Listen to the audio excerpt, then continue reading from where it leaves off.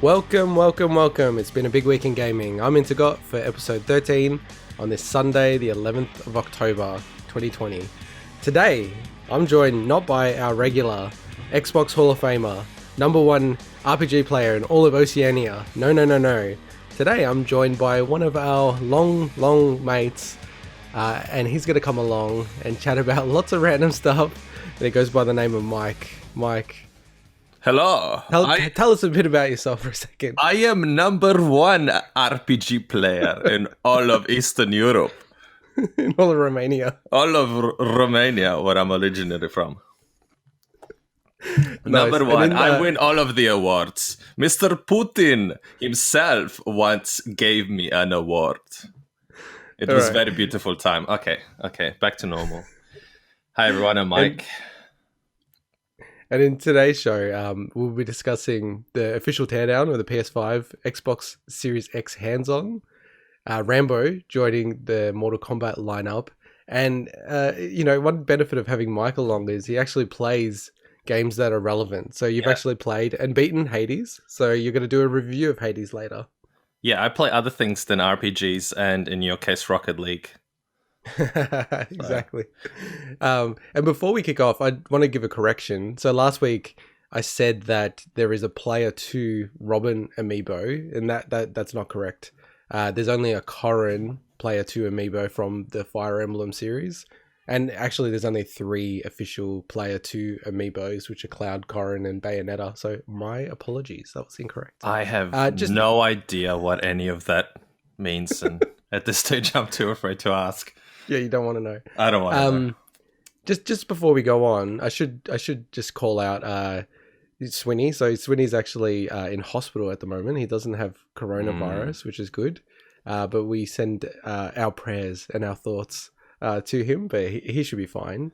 Yes. And I believe he'll be joining us next week. But yes, we thought we'll bring a ring in. A very good mate who we've been mates with for a very, very long time. And too long. Has lots of views on gaming, sometimes very different to myself or Swinny. So which is good. It's good. Yeah, brings discussion. And in terms of your background, because I think we've covered it a lot in the shows. Swinny and I had kind of somewhat similar background. Lots of Nintendo, Super Nintendo, kind of as our bedrock. How about yourself, Mike? Well, first of all, before we go on with that, I did not realize that blow-up dolls can end you in emergency rooms and hospitals. What happened to Swinny was really just wow. My thoughts and prayers are with you, Swinny. They really are. Anyway, so what was the question again? What have I been playing? Okay, so this week... No, not what you've been playing, but more like just so the audience understands. Like, what's your background? Like, were you... No, did you play Nintendo? Did you play Commodore 64? Did you play whatever? Right, so unlike the two of you, being massive Nintendo lovers, I didn't really grow up on Nintendo, unfortunately. And I say unfortunately because I think there were a lot of awesome games that I missed out as a child. So instead I grew up on mostly PC. I think the first PC I got my hands on was the 386. And then the one that I mostly played on was the 486, with the likes of Doom and a bunch of... Well, actually, a lot of games that were still in floppy disks back in those days. So I grew up mostly on that. And then I sort of went a bit with Sega during the Sega/SNES period. Again, not intentionally. It just happened to be whatever I had access to. And then moved on to PlayStation for a bit because I got one as a gift. Super lucky. And kind of stuck with PlayStation for a bit, moved on to Xbox, and then always had PC in the background as well. So a bit of everything. And now, I've got a Switch now. I've got Xbox, PlayStation, PC. Kind of have all the consoles, unfortunately. Yeah, I think like out of all our mates, you're probably always the one who would have all the latest consoles, like on both sides of the fence, Xbox and PlayStation. Yeah, possibly. And ironically, I probably almost play the least amount of games nowadays. Well, you go through ups and downs, where it's like you'll be playing more religiously than even Swinny, potentially. And that's a level of dedication. And we should call out, actually, Swinny's dedication to gaming. So he contacted me that he was in the ER. I was like, oh my God, that's terrible, dude. And then he's like, oh, don't laugh at this, but do you want to play Rocket League or Smash later? And we actually played a set of Smash when he was in the ER, and there was like a nurse talking to him. Like, sorry, we need to take you to the operation room. Hang on. Can't you see I'm winning? This is an important set. We keep these records for the long term. Yeah, and you'll go through fits and bouts of playing crazy hours. I remember you taking a bunch of time off work to be able to play some games that are launched. So I did. When the Xbox One launched, I went to the launch event, and I think I was the second in Melbourne in line to get my hands on it. So I rushed home to play it. I think I had the next couple of days off or something. And there was even a newspaper article about it where I was quoted as saying something along the lines of, "I hope my boss doesn't find out that I just came to the floor taking the next couple of days off." But I think gradually over time, especially more recently in the last couple of years, due to changes in lifestyle and what interests me and stuff, I definitely stopped playing as much as I used to. And now it's just more of a casual, under control thing that I do. It's almost an addiction for you. Oh, it absolutely was. Yeah. It was 100% an addiction. It started off with it's a hobby. I justified it as that. It was fine. It was great. I'd play with mates. I'd play by myself, and I didn't mind the fact that I played a bunch of different games. I wouldn't generally just be stuck on one unless it was something like Destiny. I went through that phase, so I justified that at least I get all sorts of different experiences and stuff.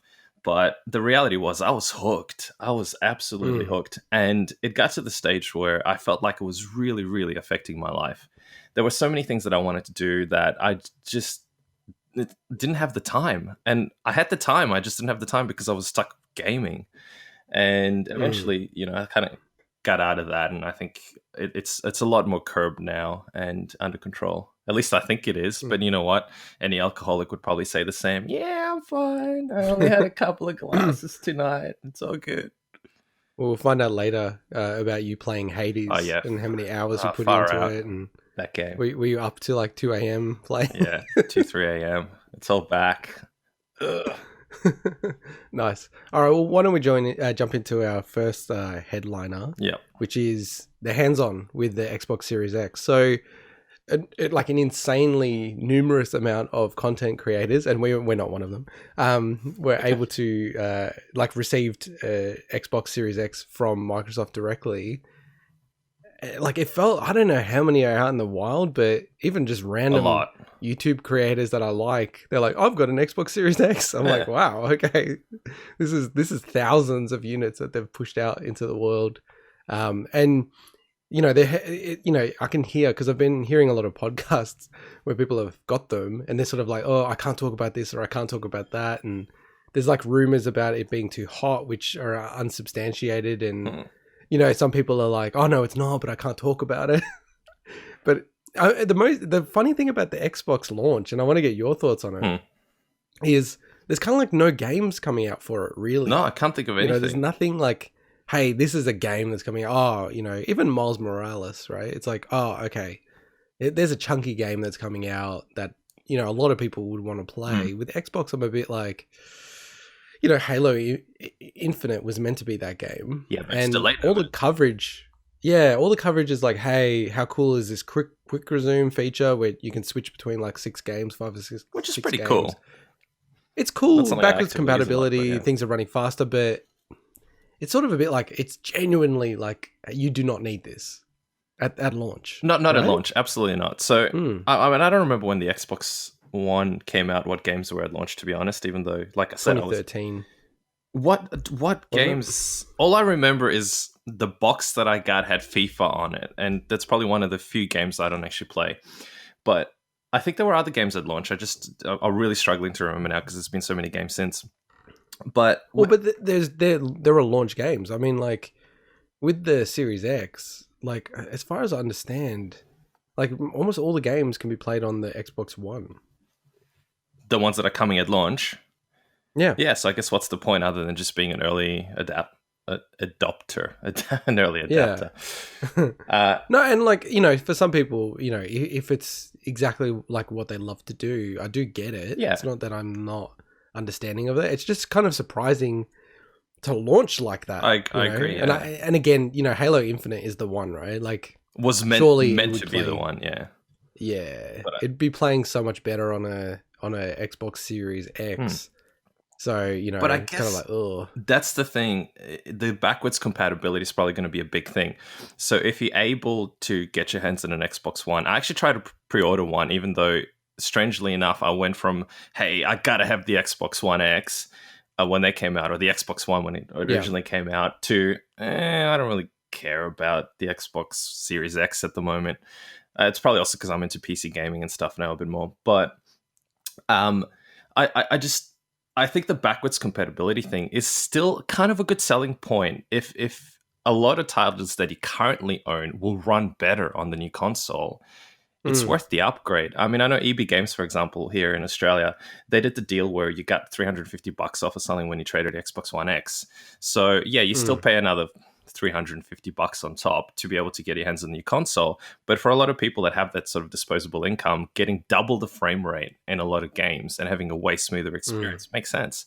So I don't think that's necessarily, obviously, their marketing angle when they're trying to push the new consoles out. And I don't think they even need to do marketing, given that it's sold out literally in seconds. I tried to get I went on the original pre-order when it was available. It was. Oh, so you did try to order absolutely, yeah. It was in my cart. I like how you're kind of talking about like, hey, I don't need this. Well, I don't really want this. And it's like, I tried to order it. I don't want the fear of missing out. So no, because mostly because they had the really good trade value, and I figured I've got two Xbox One X consoles. The second one, which I got relatively cheap, which I think I traded in the S for. So it's a trade that goes into a trade. And now I was thinking of using that to trade towards the new console. But anyway, I went on there and I was there when the actual pre-order started. I had the page open. I was logged in. I had my credit card details pre-filled. Everything was, good to go. Put it in the cart. Couldn't check out.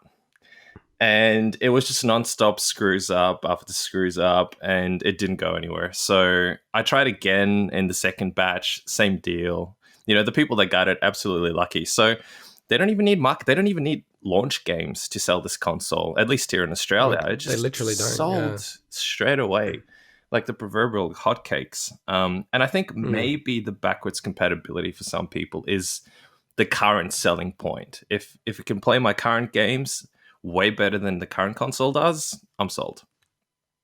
Because normally I'm not at all a big fan of, when people take their PS3, trade it in to get a PS4. I'm like, oh, don't do that, because you might want to go back to the PS3, and it's not backwards compatible, right?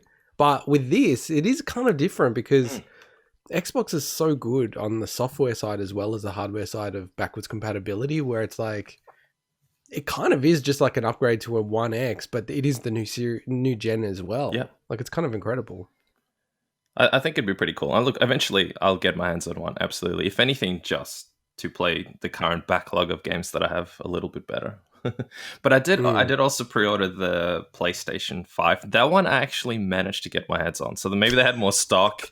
I doubt it was an issue with. No, I don't think so. Well, I think it's that one, no one knew it was going up. Maybe that's in the why way it went up. Yeah. So I had a mate who messaged and you were like, me. I didn't know. I actually didn't know about it. A mate messaged me. It's like, hey, I just pre-ordered this, and I went, you know what? Yeah, all right, screw it, I'll do it as well. And I managed to get in, no problem. And I'm kind of looking forward to it. And I think this is maybe a good segue to talk a bit about the PS5 teardown. Yeah, let's get into the teardown. Yeah. So Sony during the week released, and they promised they would do this, which I thought was kind of a bit odd, but they promised that they'd do an official teardown of the PS5. Yeah. And that's exactly what they did. And it was quite mesmerizing, really. Like, I don't know if you've watched it. I did, yeah. But it's just, yeah, it's pretty relaxing. And look, the console looks ridiculously huge. Oh, it's massive. So let me just quickly butt in. I recently got into small form factor PCs. Not like the current one that I have, I wouldn't call it a super proper small form factor. I'm using the H210, the NZXT H210 case, which is pretty big for an ITX case, but it's still only, accepts an ITX motherboard. Compared to my old PC, it's tiny. It takes way less desk space. And I recently also got my hands on a Cooler Master NR 200, which is more in line with proper small form factor PCs. And now I'm at that stage where I highly doubt I will ever go to a big case again. I just don't see the point. Oh, really? Yeah, absolutely. I mean, not to go into a whole rabbit hole. How do you fit in like a 3080 in those though? You can fit them in a lot of them. Yeah, a lot of them Really? have no issues fitting them. I mean, it's a lot more fiddly, especially if you want to do water cooling and stuff as well. Some cases just won't work properly. Some cases you're going to have issues being able to put a radiator and a graphics card in at the same time. It's fiddly. But I mean, I've tested a few different cards. For example, in the one that I have, the H210, my 2070 wouldn't fit. It wasn't the length that was the problem. It was actually the height.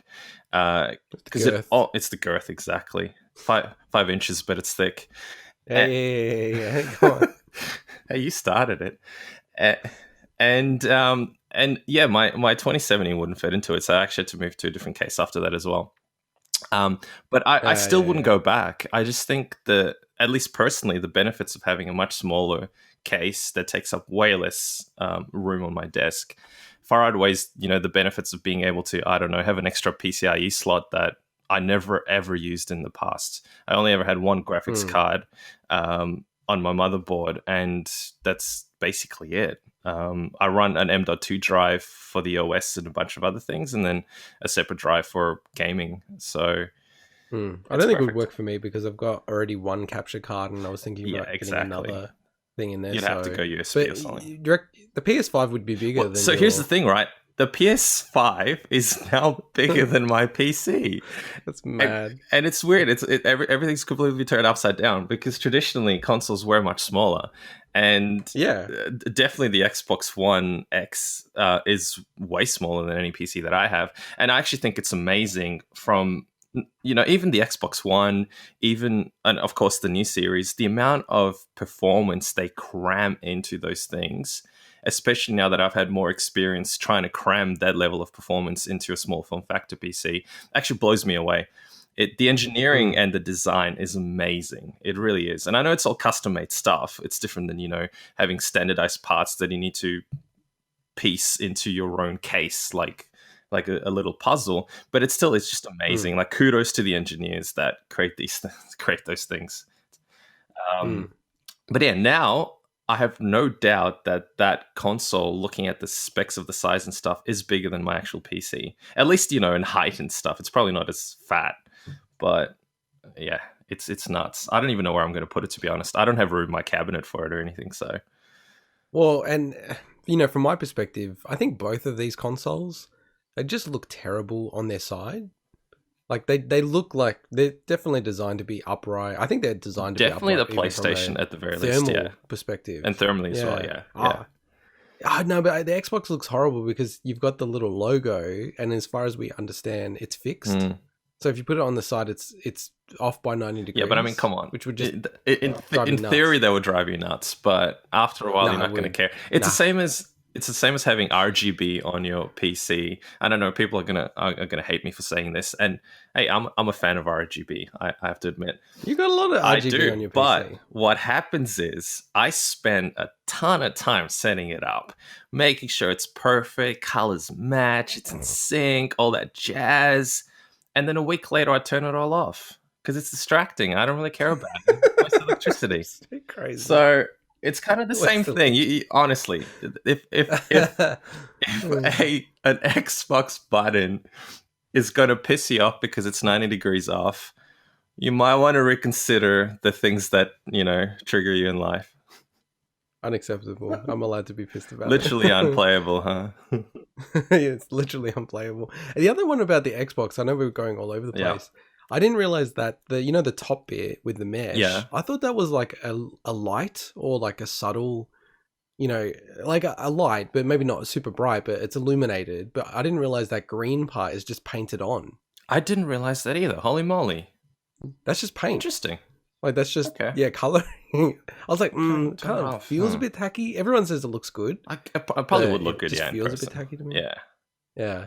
So It's just going back to the PS5 yeah. teardown, like the things that stood out to me is the sort of liquid metal Yeah, cooling, which that's hasn't really been done in production as far no, as we've I seen can't think before. of. Well, certainly not in consoles or anything. I don't even know any, PCs on the market that have that. It's always been what I thought. I'm not at least. aware of it in the consumer space. Yeah. The only thing about it, so I've used heatsink compound on all the PC builds that I have, and unfortunately, I've had to tear it down and pull apart and rebuild the PCs that I've done over the last few months, probably 20 times now.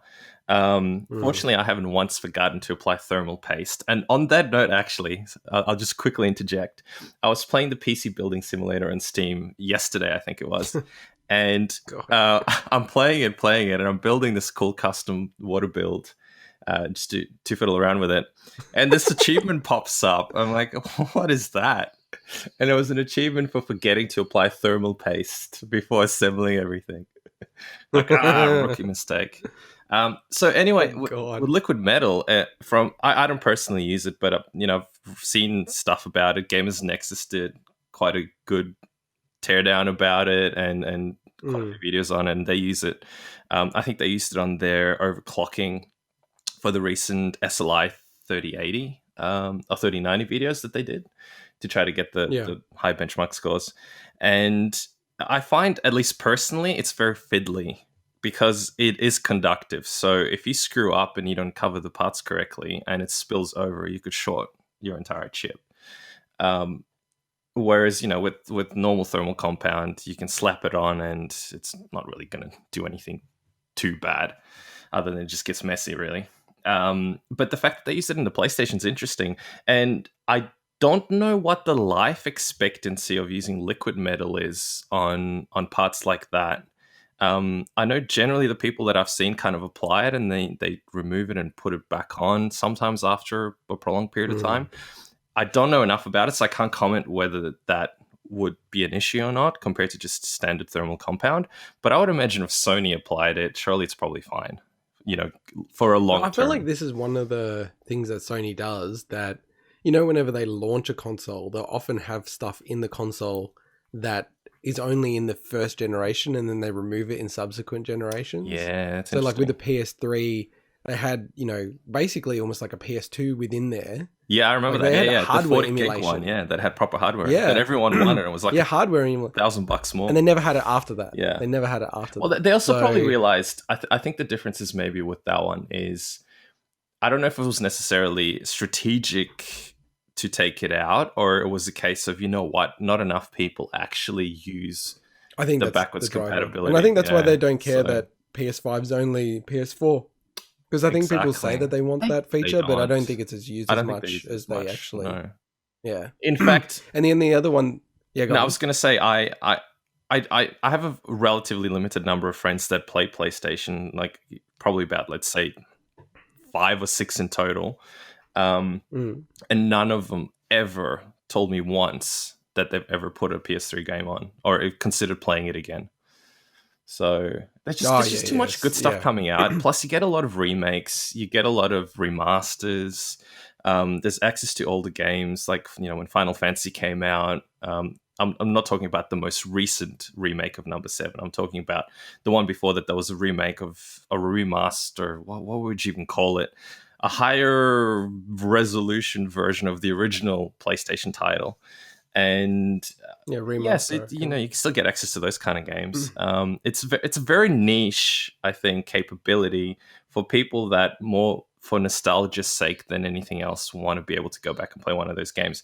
And I think a lot of it is they just want to, in the back of their mind, know that that option exists. Even if they'll never actually do it, they know that they could do it if they really wanted to.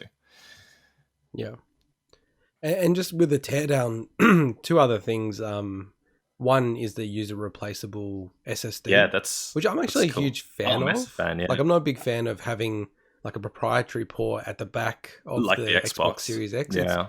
Well, it's cool from a consumer perspective because then anyone could do it. You just plug it in. Yeah, but but I'd the actually much price prefer is the PlayStation version of it. so what I having that. Well, it's an interesting one, isn't it? Because, like you said, from a consumer's perspective, it's a lot easier. You go to the shop, you fork out. Well, in Australia, it's like $350 or something, isn't it, for 1 terabyte? Which is like probably reasonable. I mean, it's a terabyte of Given ultra fast exactly, SSD. so given the type of drive that it is, Yeah. yes.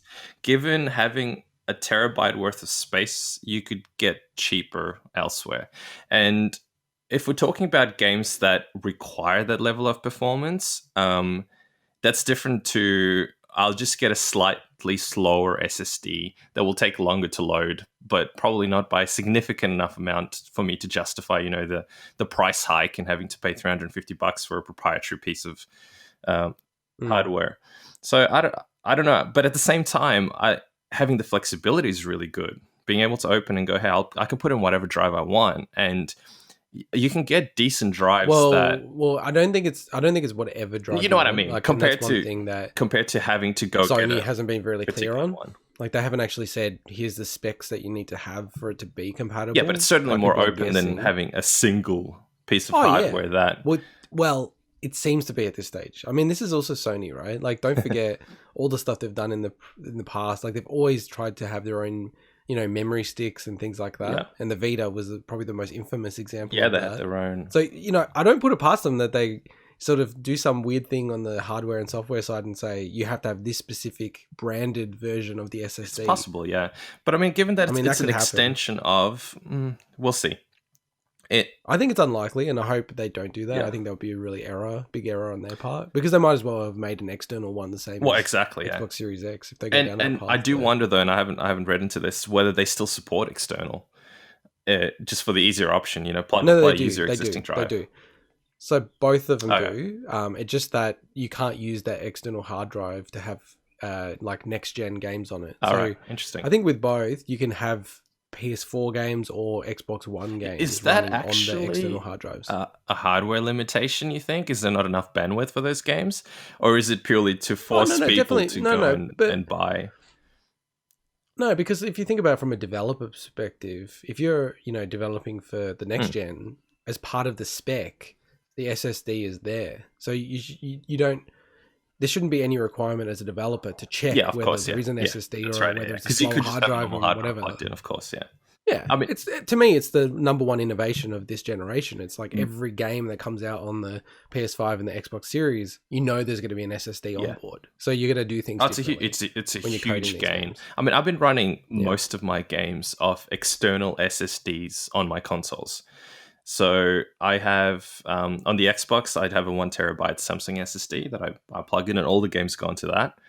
And on... Is it faster than the Xbox? Yeah. Like the native? Yeah, absolutely. I think it's way faster than the mechanical drive, first of all. Any SSD should, in theory, unless there's, other issues at play, be faster than loading stuff off the drive. But that used to be the case. I remember when there was USB support for the Xbox, and I don't remember if this went as far back as the Xbox 360.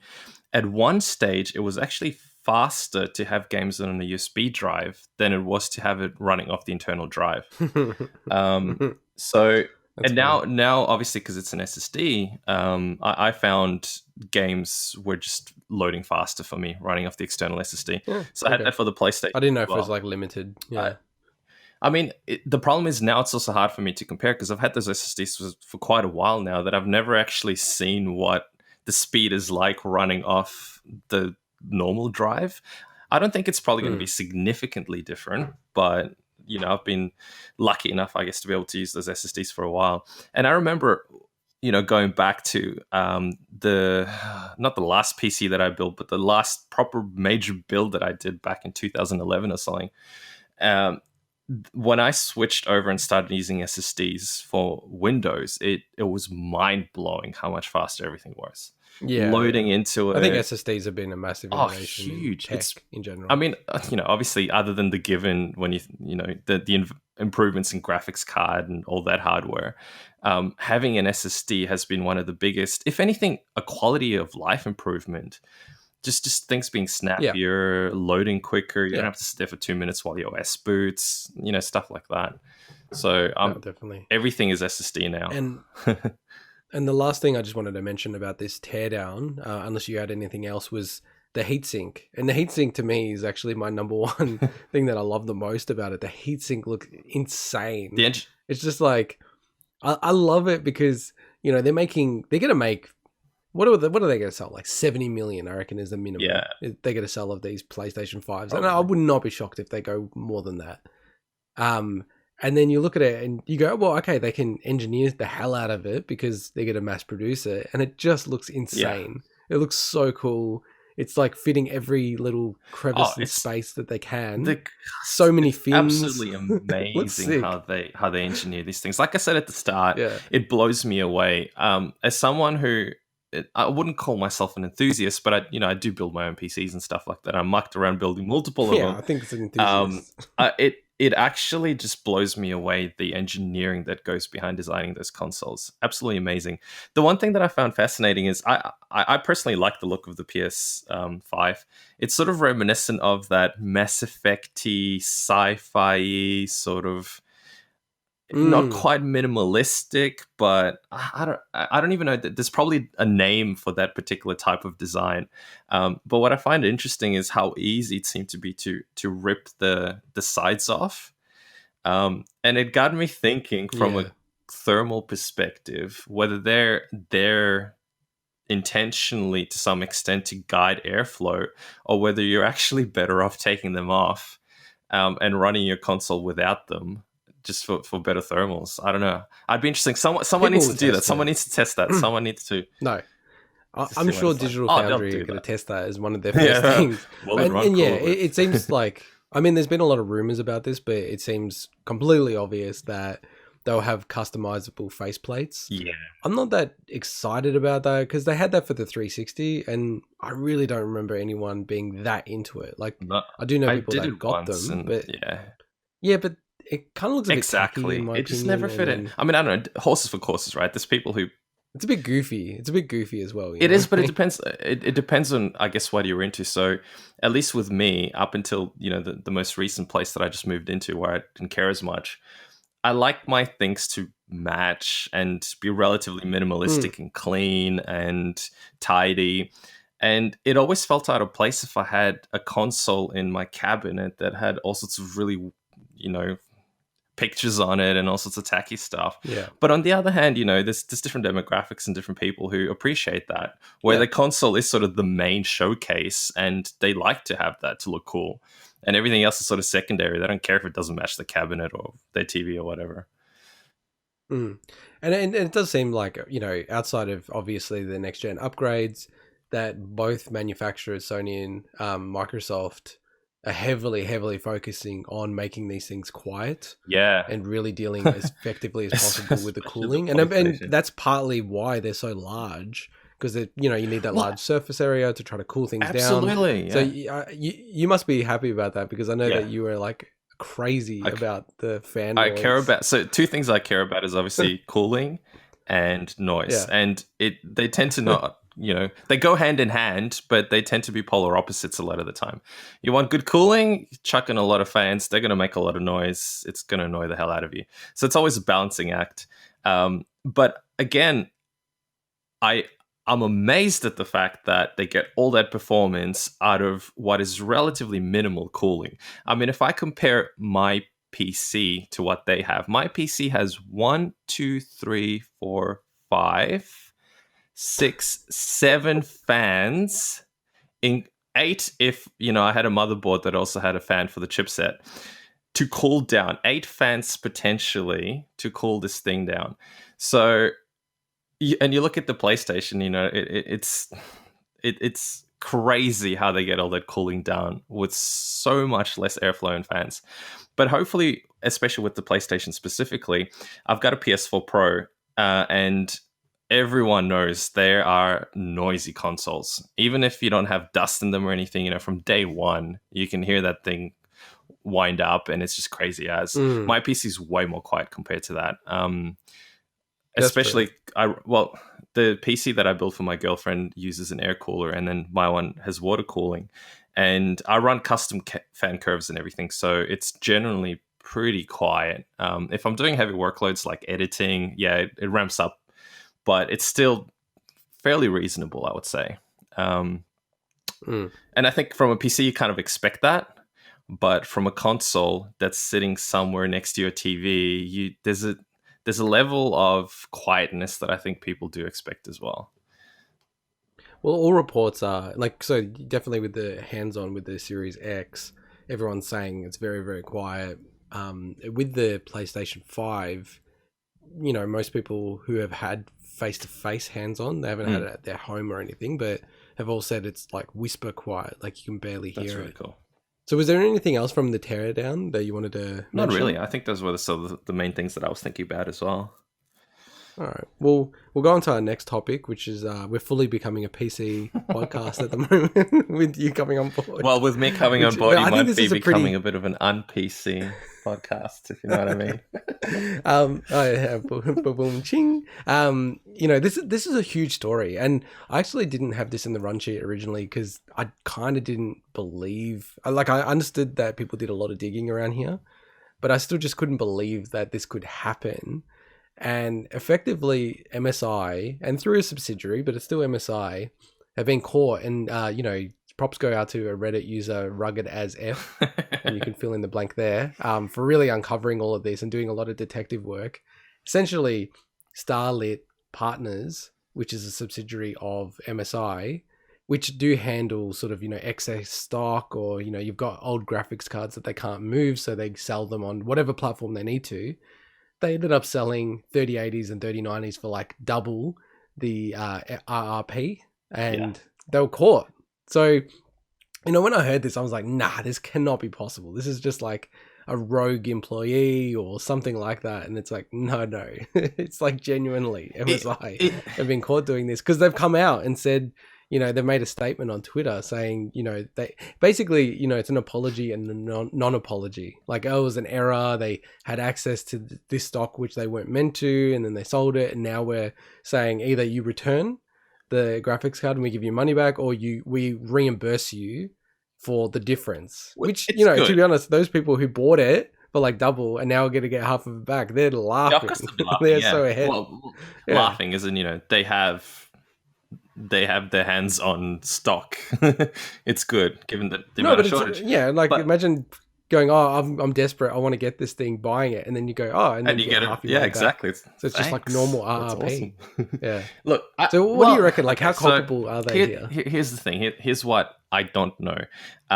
It's really hard to distinguish fact from fiction because with a company that size, it's hard to really tell what's going on internally.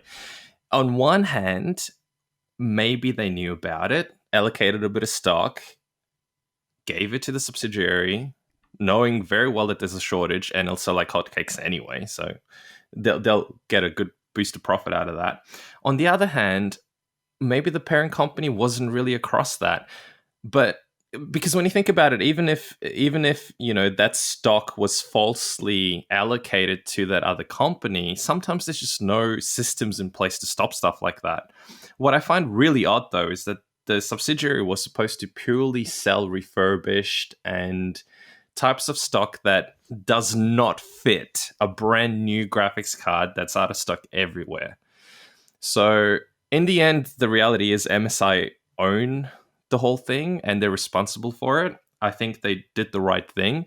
What I wouldn't know for certain is whether it was intentional or whether it was just a screw up and, someone stuffed something up and MSI as a parent company had no idea that was going on. That part I don't know. And they'll never fess up to that. There's probably no way to ever find that out. So, yeah. And look, like, we should also be clear that they didn't, from my understanding, it was like a dozen graphics cards that were sold. It wasn't like hundreds and hundreds of from what I understand. So, like, it wasn't on a, what I'm saying is it wasn't on a scale. Exactly, where you would think, they're trying to get away with something. Yeah. And honestly, if I was MSI and I was sitting there going, oh, look, I've got 12 graphics cards, let's flip them up at an extra profit, it's not worth the risk. I don't think anyone consciously Of at a high course not. level in MSI would have gone, you know what, let's just flip these 12 graphics cards and get a profit and completely ruin our reputation for the sake of what, $10,000 worth of profit? Not worth it. No one would actually actively make the decision.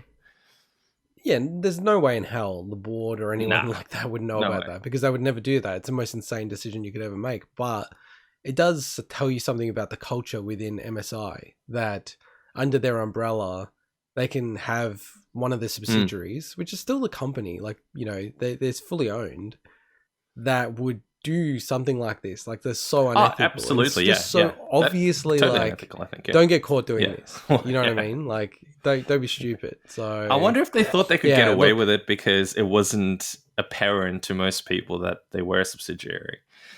That's probably the thing. I don't think so. I think it's I think ultimately it's kind of true what they're saying. Obviously this subsidiary got stock, and their whole business is like trying to get rid of stock however they can. But how do they get, because it's all this excess stock. How do they excess stock? But there's no excess of 3080 cards. No. But that's what they're trying to say, and I kind of take it at its face value that they did get access to this stock when they probably weren't meant to. Yeah.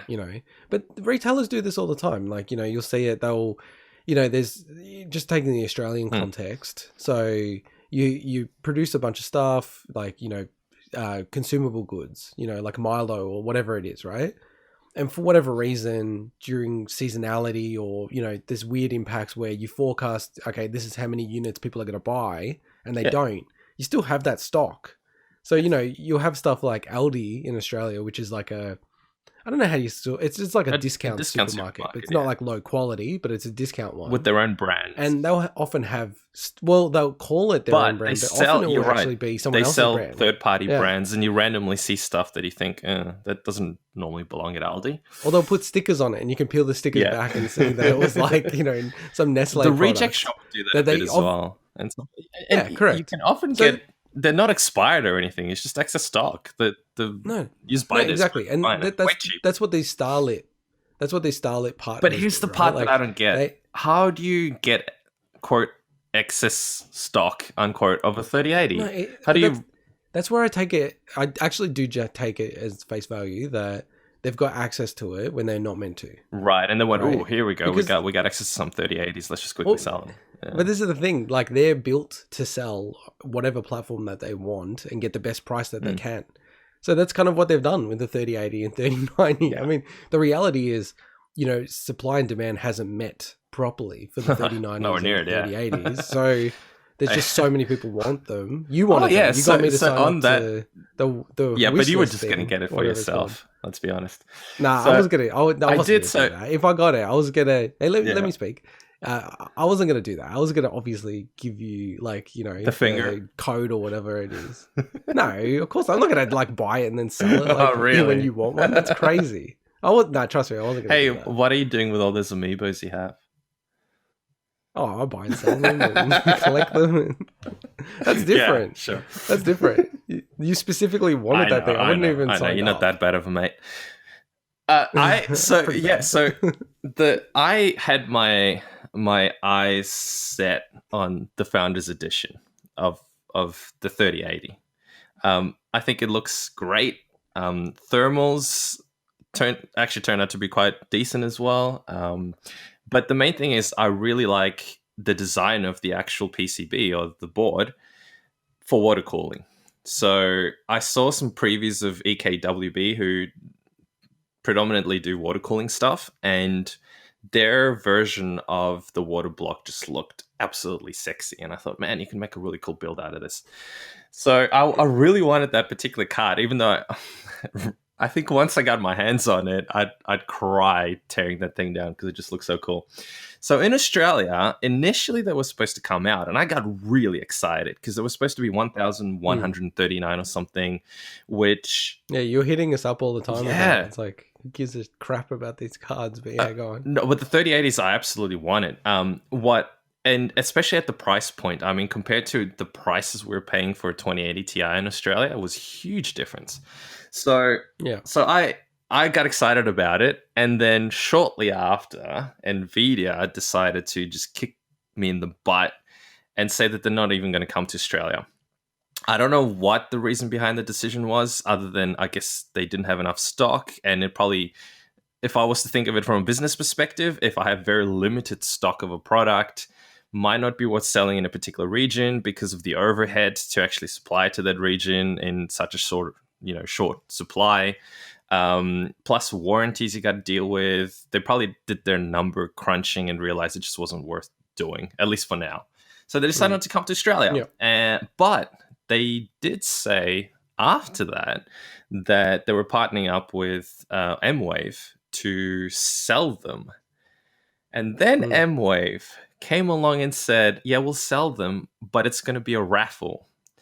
Which, by the way, is a brilliant way to get so many people's email addresses. Yeah. And it was a good, fair way to do the actual. It's much fairer, but it's also a brilliant way to get people's details. Anyway, so I know you're a religious listener to the show because we have spoken about this before. But I want my take on it. I've said that the raffle is the fairest way to absolutely do it. Was like especially when it's limited. So I don't have anything against the idea of what they did with the raffle. Absolutely, especially having gone through the Xbox pre-order thing, and then I also went through the whole thing trying to pre-order. Well, by that stage, I didn't really care about it as much. Actually, technically, it happened before the raffle. When I went to look at what was happening on launch night with the 3080s, a lot of websites were down, so I wouldn't have had a chance to get it anyway.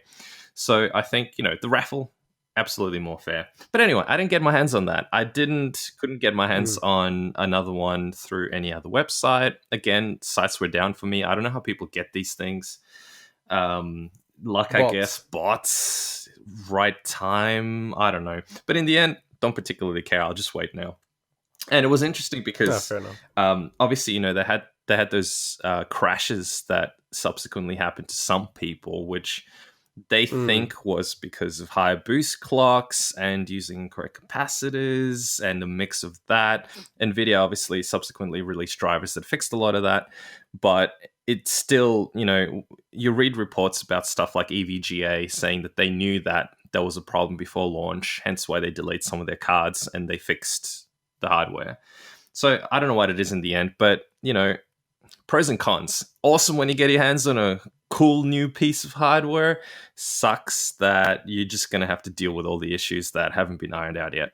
So yeah, it's been a really rocky launch for, honestly, this is the most excited I've seen people about graphics cards. Yeah, I've never been this excited before. It's weird. Yeah, I never thought I would care when they had about like the like FX that. ones and everything? Yeah, it's like that. Yeah, when the it's like way back in the day when they first started introducing it, and it's like I remember Quake and stuff like that, and then they actually rewrote Quake so they can take advantage of the new graphics cards, and it was like the Voodoo ones and stuff like that, Voodoo FX. It was like, wow, okay, that's a huge leap. But yeah, no, it's been a really rocky launch. Super rocky and I think launch. It won't be until 2021 before it, really stabilizes. Well, it's no surprise. But let's get. I was just going to say, let's get into our final headliner, which is the reveal of Rambo. Okay, wow. In Mortal Kombat 11. The crowd goes mild. No, it's so cool, dude. What are you talking about? Sure. I should probably mention, sorry, just real quick. I play a lot of games. I play fighting games too. I just suck at fighting games.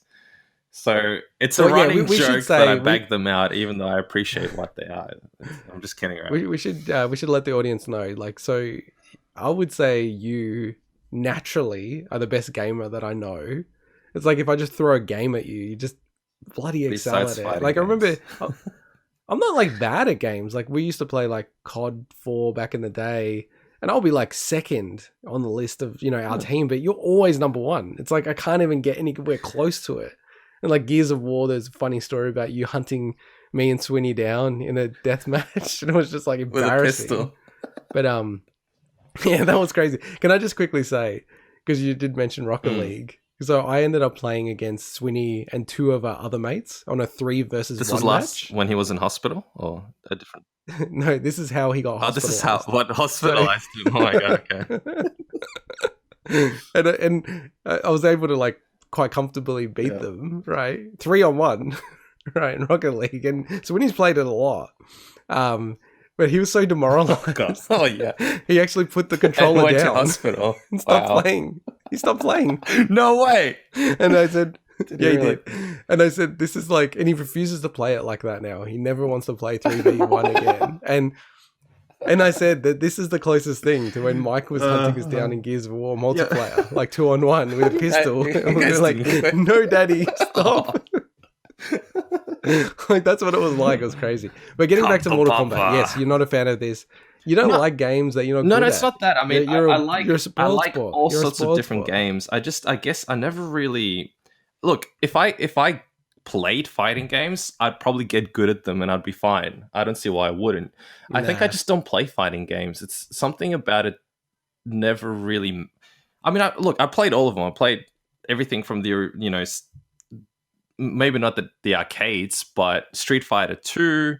I used to play... Oh, man, what was the name of that? The one with those robots. Man, that was really cool. One must fall. That's it. One must fall. That was one of the coolest fighting games ever. I like it. You go from the most well-known fighting game to ever the most to a obscure. random one. It's not that obscure. You should look it up next time. I'm pretty sure it was called One Must Fall.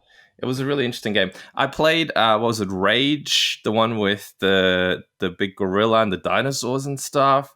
Mortal Kombat. I grew up on a lot of those games. I just don't think I naturally kind of really massively got into them as a genre, and I don't really know why. What's the Rage? I've never heard of that as a fighting Yeah, game. it was You mean Primal Rage. That's it, Primal Rage. I was thinking Rage. of Rage is in the latest Rage games that have come out. So this announcement, it's pretty cool. So it, like in the very, very classic nature of traditional fighting games where you release a base game and then you release like an ultimate version of this base game. So Mortal Kombat 11 Ultimate, which also is going to come out on next gen, which is pretty cool actually. It's coming out on the 17th of November. But they've already had a couple of DLC packs. So hang on a minute. So the Terminator. So just a sec. Let me get this straight. So Mortal Kombat Ultimate still has Mortal Kombat 11 Okay, Ultimate. Mortal Kombat 11 Ultimate still has extra DLC you got to buy on top of the Ultimate package? No. I was getting to that before you interrupted. I love interrupting you. I love it. Hey, Ultimate incorporates... Nothing. I just wanted to interrupt. Okay. Mortal Kombat 11 Ultimate incorporates Combat Pack 2, which has got Rambo, Rain, and Melina, and then Combat Pack 1, and then the Aftermath expansion. So the notable characters that they added were the Joker, Spawn, T-100, Spawn, like the Terminator, and what was the other one? RoboCop. So, to me, it's so sick, these characters that they've added to Mortal Kombat 11. I actually really like debating picking it up and playing it with some of my mates, because I know that one in particular. I actually have a copy of it, so I'll be up for it. You can use me as a ragdoll. But I'll just probably pick up the Ultimate version. But yeah, it's really, really cool. I have to admit, Mortal awesome Kombat's... characters. The fact that they've included all those. I'm a huge Spawn fan. Spawn fawn. Whoa, dyslexic much? Spawn fan, yeah. Same am I. I love Spawn. I'm looking forward to the new movie. So the fact that characters like that are pretty unique are added into it, and they're part of the massive characters in pop culture is really cool. I have to admit. Although they need to add Rocky, just so he can do a fatality and then go Adrian against Rambo. Adrian! Well, then there'll be two Sly characters. What are you talking about? So what? It's different characters. Adrian. And there was a rumor that Ash Williams from The Evil Dead was going to be in it. That'd be a cool character.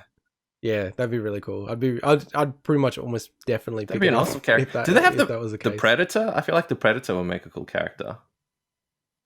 I don't recall if they've ever had the Predator. I mean, they've had other characters. They've had like Jason in Mortal Kombat 10. So yeah, they've had a really cool 80s, 90s characters they've brought into the game, which I don't know. I reckon it's so sick how they do that. Was that?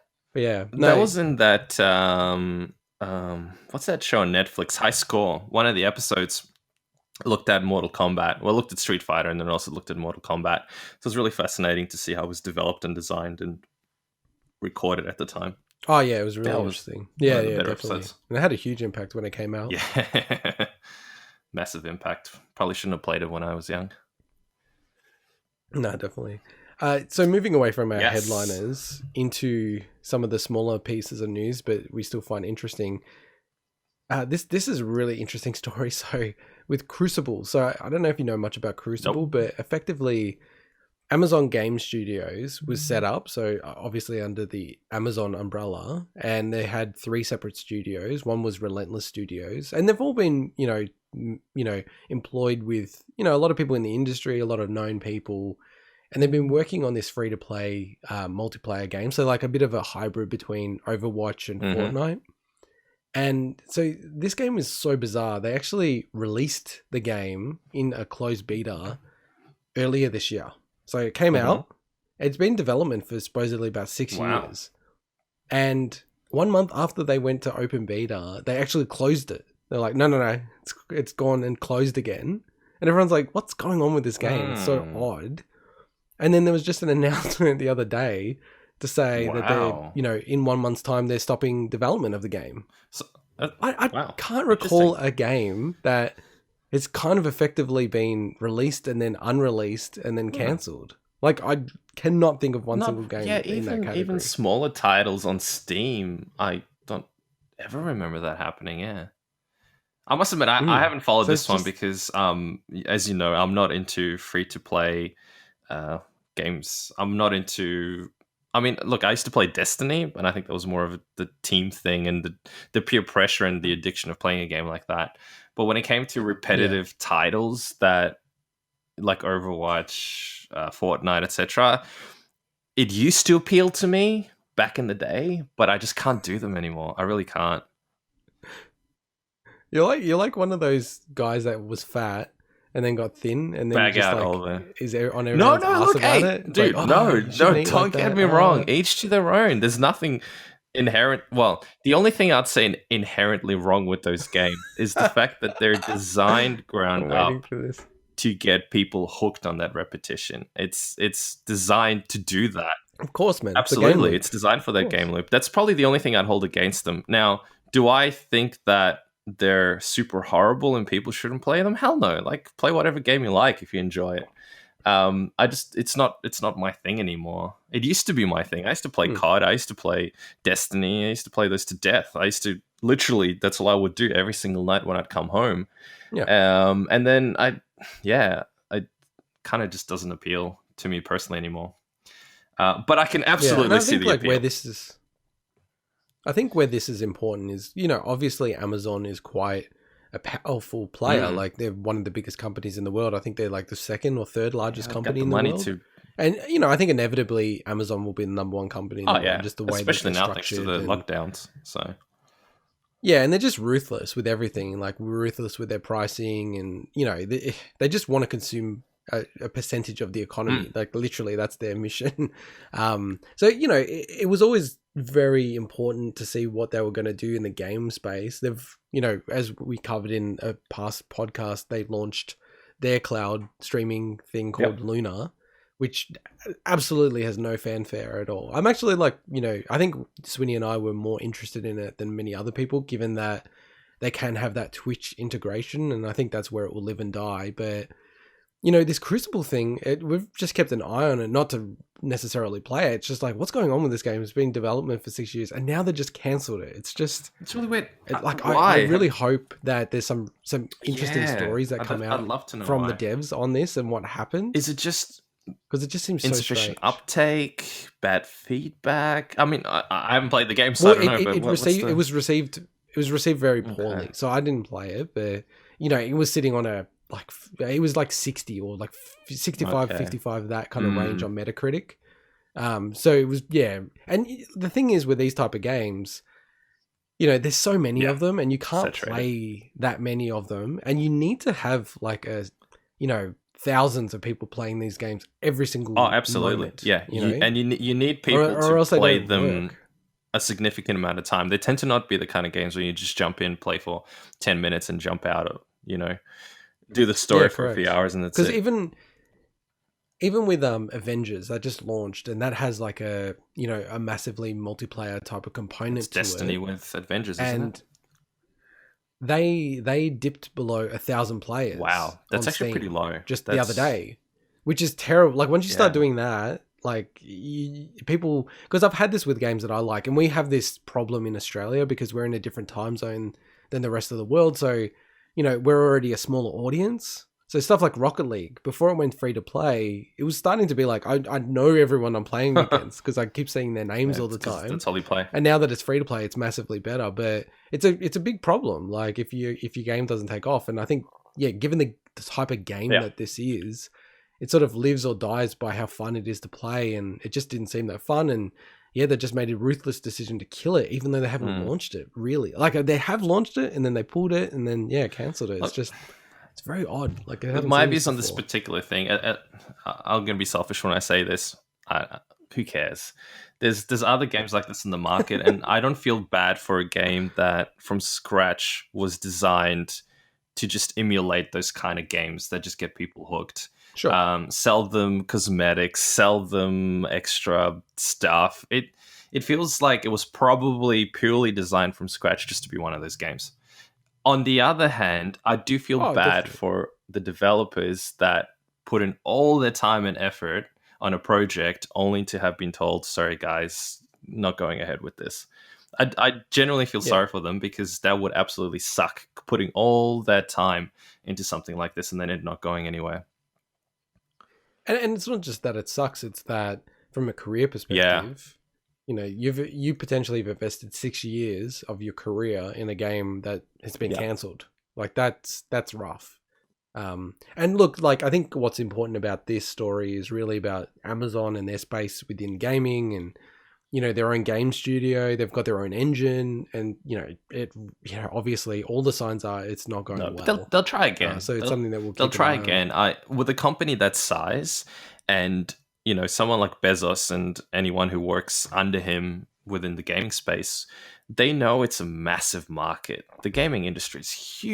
huge. There's no way they won't persist and eventually get something out that will gain traction. They've got the budget for it. Yeah. They have the ability to hire the right people. They can throw money at whatever project they want to throw money at.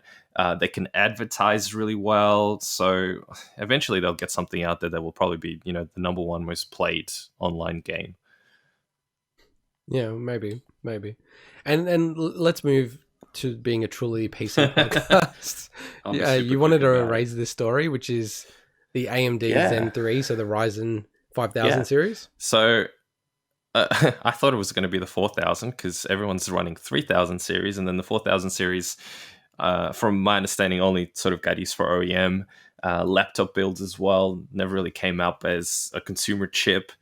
So they just announced the Zen 3 architecture with the 5000 series Ryzen CPUs.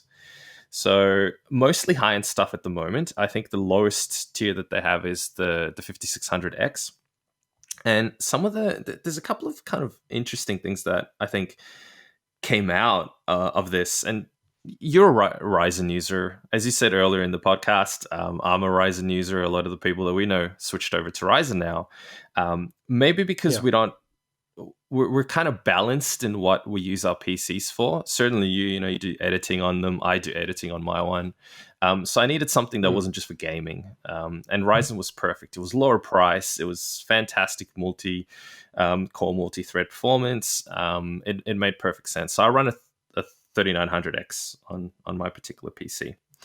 But some of the interesting things that I think that came out of this is that, for example, they're clearly aiming at Intel to try to dominate the gaming market, and that's the tie-in with your podcast because I know you have a gaming podcast. So I think the key thing is that AMD are switching their strategy to say, hey, all this time it's been known that Intel have been the kings of gaming when it comes to CPUs, and it's mostly, I think, for factors like the fact that they just have higher single thread performance.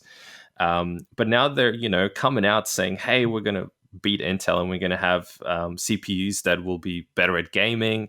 They're certainly better than the current generation. So I don't know the numbers off the top of my head, but it was something like 25 or 28% extra gaming performance in terms of, I guess, frame rate between the 3900X and the 5900, which is a significant enough boost from a CPU that's already pretty decent, but it was obviously lagging behind Intel. But what I find interesting is a couple of other things. Is they're not including coolers anymore with their CPUs. So currently, even my 3900X came with a cooler.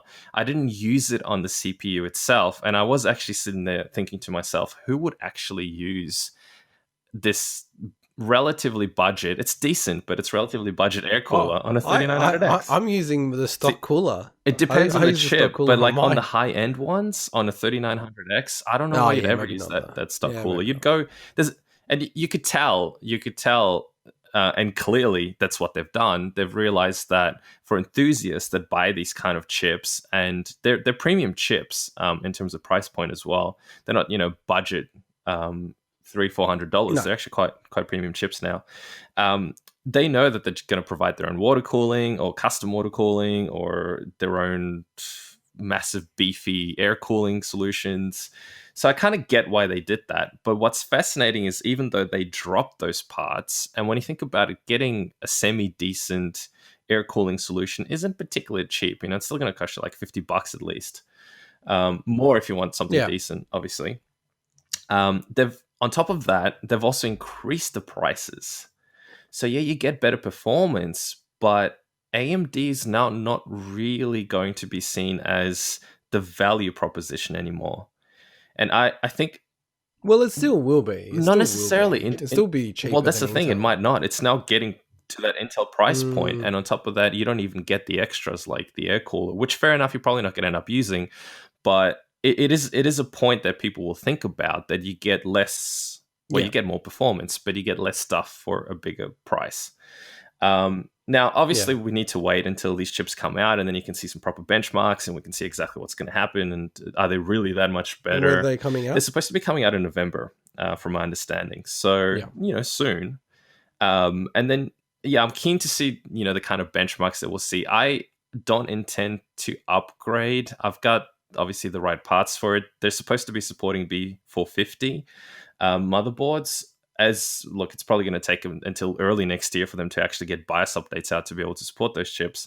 But the plan is to be able to support, even those motherboards as well. If you're on an older platform, bad luck. But if you're on an older platform, I don't think the motherboards that you have are probably going to be that capable of supporting some of the requirements that some of those chips have anyway. When I built my machine, I had the 3900X running on a B450i. And I got paranoid about VRM temperatures, especially because I was running a water cooler, so there was no passive cooling around the area of the CPU. Because with a water cooler, you just have that block on top, and then that's it. If you don't have decent airflow in the case, other parts like the VRM is going to heat up. So I ended up getting a different motherboard that I knew had much better VRM to not sit there worrying about stupid stuff like that overheating. So yeah, I'm keen to see. I don't intend to update to the 5900X. I don't think it's probably worth it for the performance gain, the amount of money I'll spend on an update like that. I might as well just try to overclock the 3900 slightly just to get a bit more juice out of it. Well, I have to say, like, if one person is thinking about, hey, I might get into enthusiast level at least PC, and switch out of the current consoles and the next gen consoles, early 2021 is an amazing time for that. You've got like the 3080s, perfect. Like just the whole setup. It's just, and they're way more quiet than they used to be back in the day. Other than coil wine. It's actually coil wine. Yeah, that's really. You know what though? I think it's also to do. Coil wine's an interesting one. Just really quickly. A lot of people know about it on the big weekend. But PC for the gaming. people who don't know about coil wine, it's that annoying high pitched noise you get from certain parts vibrating at a certain frequency. And I think the reality is most, if not all, high end graphics cards probably have it. The severity of it will probably depend, but I also think it's a very subjective thing. Some people will hear it less than others. Some people have cases where they don't hear it. Some people have fans running so loud that it drowns that out. On the other hand, I think, for people like you and I, with somewhat maybe more sensitive hearing, that I would hear the slightest bit of coil whine. So like my 2070 does it. Even my old HD 7850 from like 10 years ago or something would do it. And I think in the end there's not a lot of practical things you as a consumer can do about it other than just to get over it. And it's just one of the drawbacks of having that kind of performance in your PC. But it is annoying. No, definitely. No, definitely. And let's go to once PC software builder, now doing everything, which is Microsoft. And, they've had a lot of issues with xCloud. And one of the things that we did call out when Amazon announced Luna was, they were going to bypass iOS completely in terms of bypassing Apple's processes by doing things through the browser and then using the browser as a way to deliver cloud gaming. Sneaky. And now it seems in a basically it sounds like a all hands staff meeting that Phil Spencer's like, stuff it. We're just going to go direct browser based solution to get xCloud on iOS. And look, even if this is not very good the way it works, I think number one, it puts so much pressure on Apple to relinquish and allow them on the platform. And number two, it just eliminates all the issues that they're having with marketing. Because right now, when they talk about xCloud, they have to be so specific about Android because they don't want to get a situation where someone's like, I got it on my phone and it didn't work. And I bought this accessory and, hang on, this doesn't work on, on the iPhone. So yeah, like I'm kind of glad that they're doing this. And, we've said many times on the show, I think Apple's being ridiculous. I think so, yeah. It just sucks for consumers in the end. This. I mean, I have an iPhone. I think you have an iPhone as well, if I'm not mistaken. I'm not particularly... Yeah. I'm not a fanboy or anything. I got my hands on an Android. I've used Android before. My last one was a Samsung Galaxy, so it's much of the same. Much just really for me. But it just annoys me that there's certain things like that I don't have access to, just mostly because Apple just don't want to do it because they have profitability and other business factors in mind as opposed to caring about their consumers at that level. So and they got the lawsuit with Epic Games, which I think they'll win. Epic lawsuit. Or Apple? Apple. I think given the way that their lawsuit's structured, and it's already in early arguments with the judge. The judge's comments back to Epic were not very positive in their favor for the trial. And the trial's happening early half of next year. So yeah, it's already really bad for Epic in terms of the news from the judge, because effectively the judge is like, well, hang on a second. Apple allowed you to put Fortnite right back on the phone. Like they actually gave you an offer to say, you know what, you've stuffed up, but we'll let you back on. Just go back to having the payment through their gateway and we can continue this discussion. And Epic refused to do that. So the judge is basically like, how have you got damages? This is self-inflicted. And it's just like, I was reading through it a little bit and I was like, oh God, this is bad for Epic. But, and this is kind of what I said at the start when it happened. For me, it was always about a groundswell of sentiment against Apple and getting the government to mobilize against them. And that's starting to happen. So there's an actual anti-competitive class sort of like investigation in the Congress in the States. And they're actually like in there, it's like very explicit saying that Apple is a monopoly for their own system. E.g., if I have an app, I can't get it on unless Apple's okay with it. Like there's no way for me to put an app on a phone, even though they're a multi-use computer We could device. Talk hours about this though. The thing is, I can see Apple's view as well in terms of security. I mean, obviously, I can see it from the business perspective of not wanting to allow other types of, I guess, payment systems on their own platforms. But what I find fascinating is when you have a company like that sells a product that they own and create on a platform that they own and create, that you need to agree to their terms and conditions to get onto it, that it gets to the stage where the government intervenes to say, oh no, you can't just basically have your own terms and conditions about this. You need to give people choice. I find it fascinating. I mean, in the end, when you go to buy an Apple device, you play by their rules. But I guess it's down now to the fact that as an average consumer, the government's saying, oh no, those rules don't really apply. We need to intervene and allow people to basically do what they want on someone else's platform.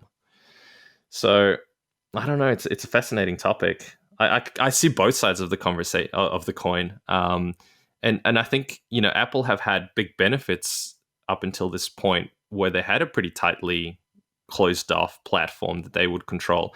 And I actually think that's benefited people in general due to, having less issues with shitty apps. I mean, you still get a lot of shitty apps, but it's tighter control around the apps that they have. So you're less likely to get viruses. You're less likely to get trash on their platforms. There's a lot more weeding out some of that stuff that I think, a platform like Android wouldn't have. So if you open the floodgates to that kind of stuff, I can also see how that could be a negative thing for consumers in the end. So pros and cons. Yeah, look, I think it's a balance, right? It's, and I feel like they've gone too far, like in recent years, and exerted their market dominance. Well, I guess that's the funny thing, right? It's like they always come back. Yeah. Let me finish. Like they constantly say that they're a small part of the market, like they're less than 50% or whatever.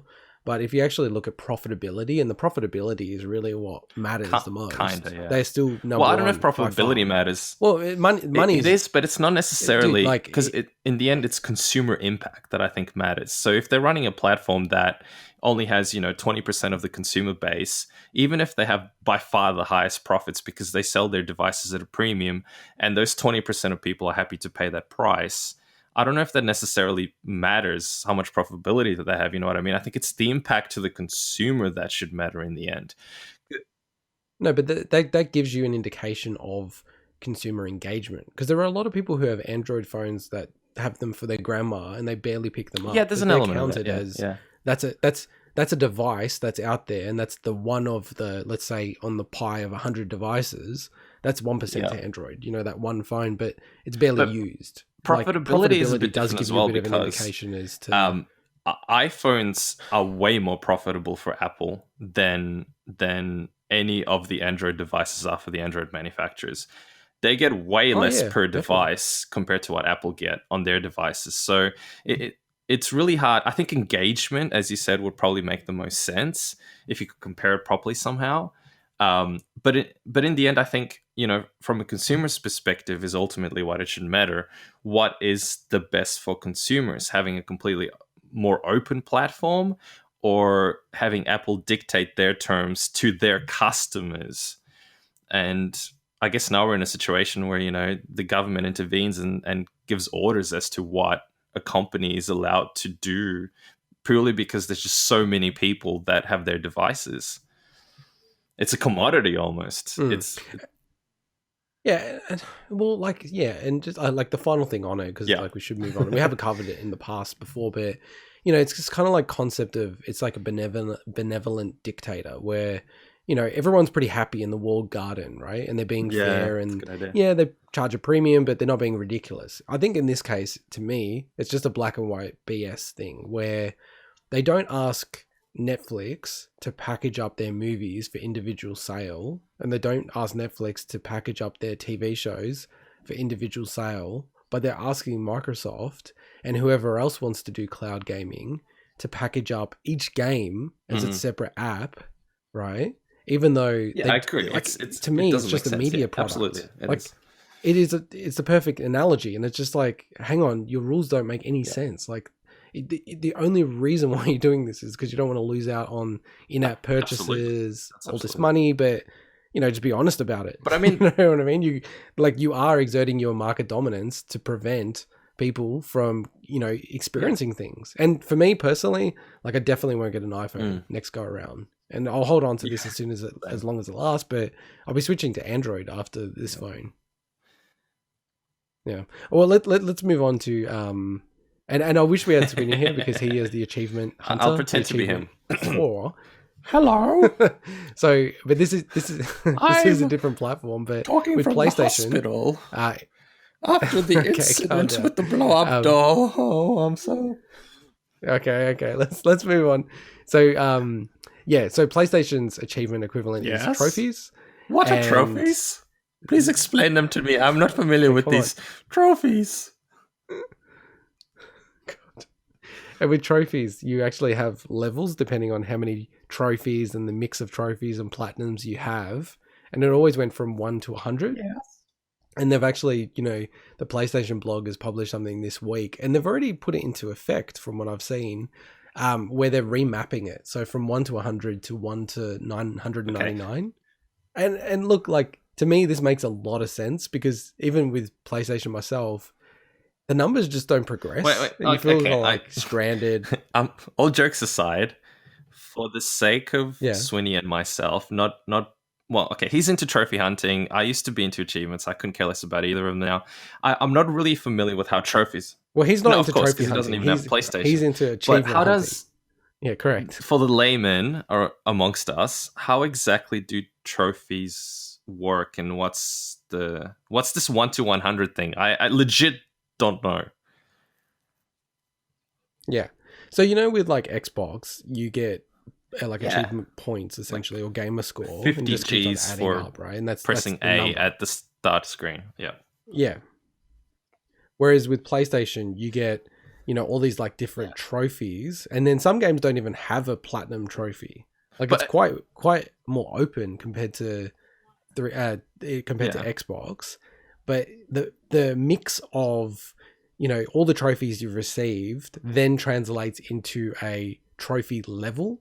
So historically it was 1 to 100. So, and a lot of people would have like really, really low numbers, like 10 or 5.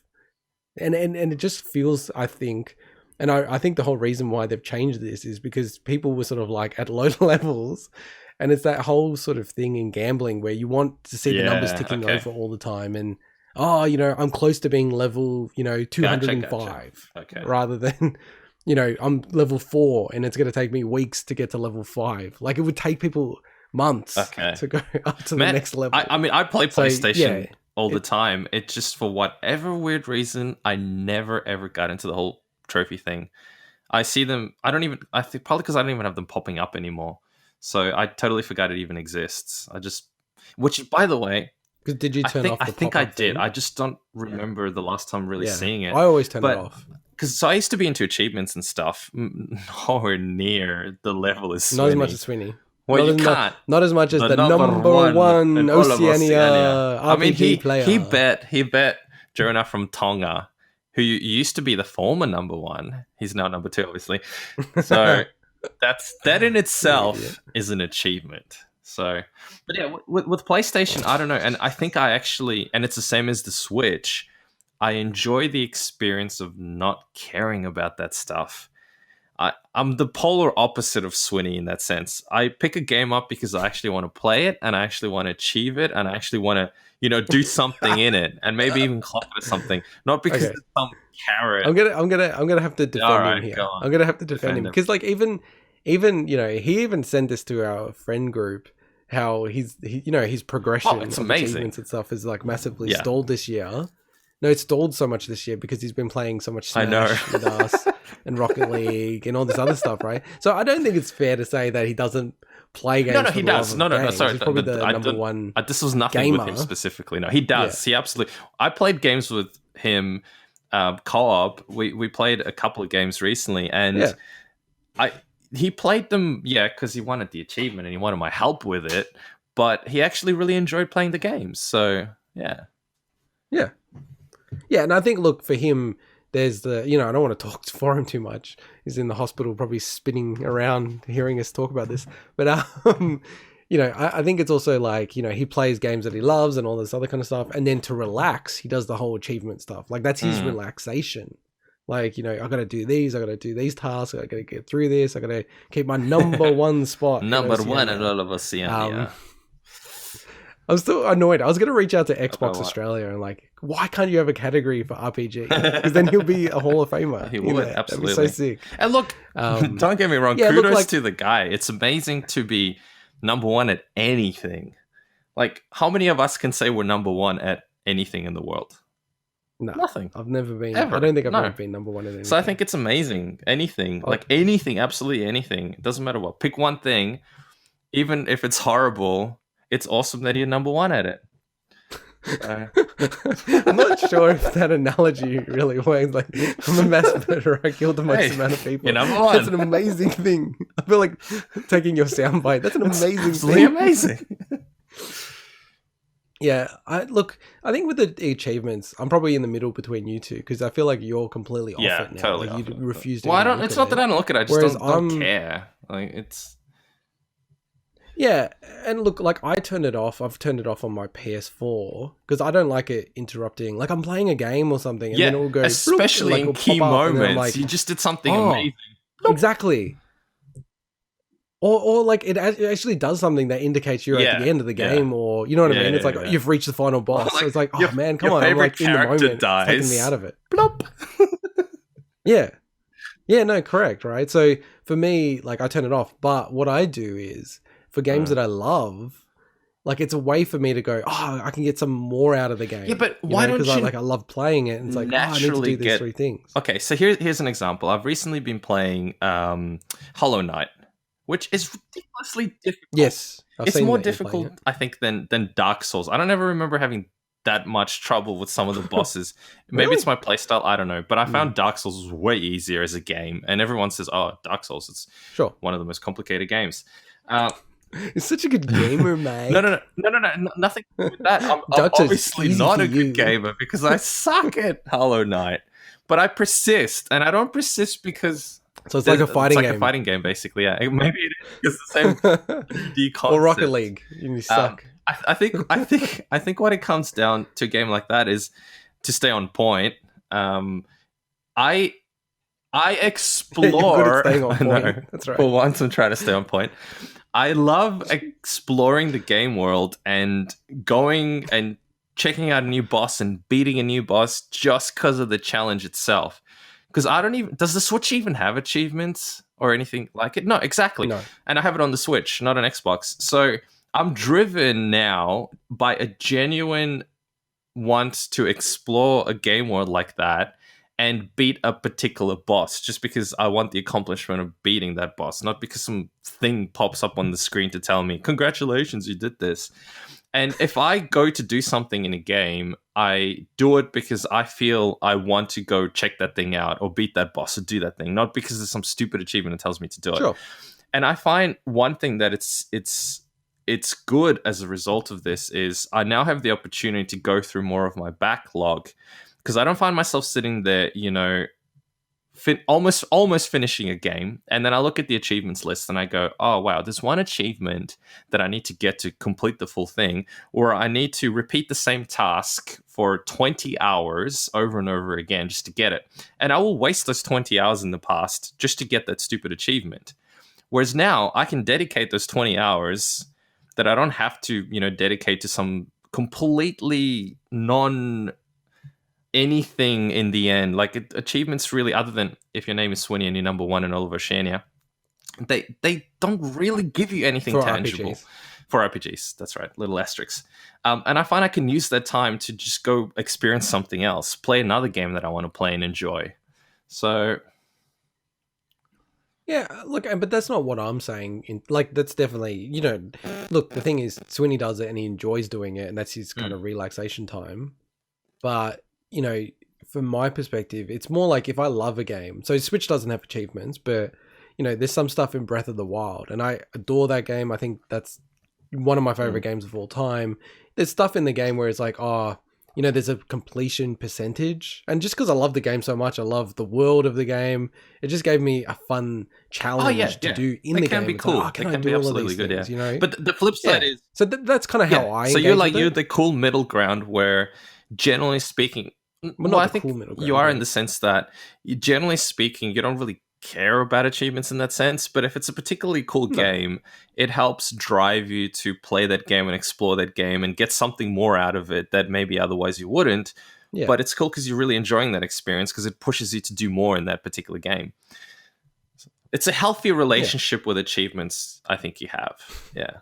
I, on the other hand, obviously stay away from them completely. I think they're a drug that I addicted. was, yeah, I absolutely was. And now I realize that, so I stay away from it like I would stay away from alcohol, or if I was an alcoholic, or cigarettes if I was a smoker my whole life. And like, I get it as well. Like, I get the little dopamine hit you get when, and like, I had it structured that it did give the achievements. I remember because my wife, she's crazy good at Tetris, and she played Tetris Effect, and I think she unlocked like all but 1 or 2 of the trophies in her first playthrough. Like, just playing it. Like, she got such a high score. It was like so insane, right? And she never played it again. I was like, what the hell? Yeah, but and I kind of get it, because even she was getting hooked on it. She was like, still play Animal Crossing? Stuff popping up, and it's like, oh. Is she still hooked on that? Yeah, she just got back to it, actually. Yeah, it was pretty sad because, one of our friends passed away, and it's really, really sad, man. Like, he's in our group chat, and it was really shocking, him passing away. He's just like around our age. So yeah, I think it was hard for her to go back because it sort of associated that. But yeah, she just jumped back into it just recently after a huge break from it. But she's got like hundreds of hours in that game. And she's doing this thing where she's going back and going through time every single day and doing everything she needed to do on that day. Wow. Yeah. This time. Oh yeah, because you can just change the switch and stuff. Anyway, I stopped playing that. I stopped playing that when Yeah, correct. I mean, I think I focused a lot on terraforming the island. And my island got to... Yeah, and then... I mapped it out. I actually mapped it out on a piece of paper, and then I ended up creating it close to what I had on the paper. And it wasn't final. I could have done a lot more work on it, but it was close enough to what I wanted that I felt, okay, I achieved what I wanted in this game. And nothing popped up, but I felt satisfied. I felt like I did everything I wanted to do in this game. It's time to move on to something else. So... Yeah, I mean, for me, that game was really... One thing is, I regret not having that game digital, because I feel like I'll play it a lot more if it was digital, because it's a cartridge. It's so stupid. It's so easy to switch in and out, but it's this friction between jumping into it, and it already takes a long time to load, which is annoying as well. But, I got 100 and something hours out of that game, which I was shocked. Wow. I never thought, like, if someone said at the start of the year, you'd play 100 and something hours. I think you're was more than that to me. Yeah, because my girlfriend was playing it as well. Yeah. Peer pressure, once again. Right. Yeah. But it's a fun game, and it was very extremely topical. Right? And topical to this particular discussion, what I found hilarious is the way you and your wife were playing the game versus the way me and my girlfriend were playing. We were collaborating. We were sharing the island, sharing resources, dumping stuff to each other. We were like allocating, okay, you can have the fossils today. I will have them tomorrow. This is your tree. Here's another tree. Oh, I built this really cool thing for you. You two were, oh my God, totally separate islands, separate cartridges. Don't talk to me about it. separate switches. She only visited my island like a couple of times ever. Yeah, but you guys are in the honeymoon phase. We're together for a while now, so. Oh yeah, well, like 10 years? Not that long, but we know how to share stuff. Okay, 10 months? We know how to share without getting on each other's nerves. Yeah, well, we'll see. Okay, check back in 2030 and see how you. We live in different houses. Yeah, exactly. We're in different cities. We found it was better for our relationship. Which is like VR communication. All right, well, let's get into the last piece of PS5 news, which is, and we always get attacked on the podcast when we talk about backwards compatibility. Get off the podcast. It's only that Sony hasn't been extremely definitive about backwards compatibility. They've said it's 99% of games, it's the majority of their games. And they've now, which is really cool, on their support page, released a list of every single game that won't work on the PS5. That is a PS4 game. And everyone's like, oh, who cares? These games no one even knows about. Only thing is, I've actually talked about this one game, Shadow Complex Remastered. I've talked about that game multiple times. Yeah, I've got it on the PS4. And it's like the one game I would have definitely played on the PS5. And it doesn't work. So it's unplayable for me, the PS5. No, but it's cool that like they've released this list. It's the weird thing about it is though, and I've got it in the video. If you check out the YouTube stream, they actually also say that do not buy DLC for PS4 games until you've booted the PS4 game and tried it out.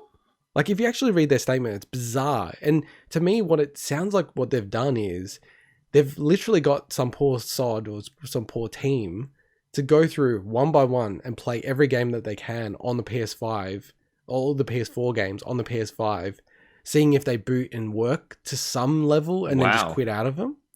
Because it seems like, why would they make a statement saying that there might be errors and make sure that the game works? Yeah, I mean, before buying any DLC? It makes sense because it's almost, dare I say, impossible to test those games properly. You assume it does, much in the same way that I suppose you can assume that if you change the CPU and a couple of other parts on your computer, it should still work. You should still be able to play your games because the architecture supports that.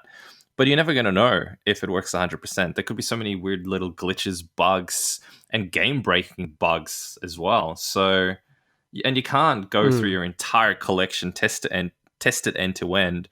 And I assume they probably haven't put in a certification in place where developers, retroactively go through and give their tick of approval that their game is supported.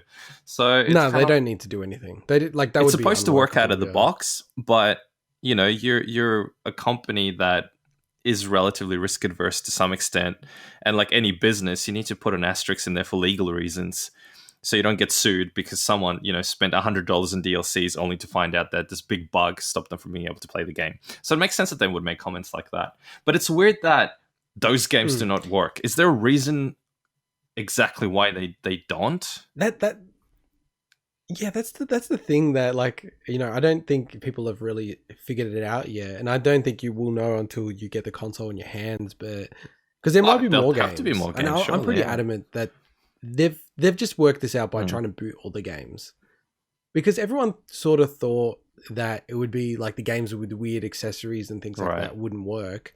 But a lot of those games do work because the way their PlayStation 5 works is you can plug in the PS4 accessories, but they only work for PS4 games. What about stuff like my G920 driving wheel and stuff? Do you think that it won't work on PS5 titles? So yes, so it's kind of weird.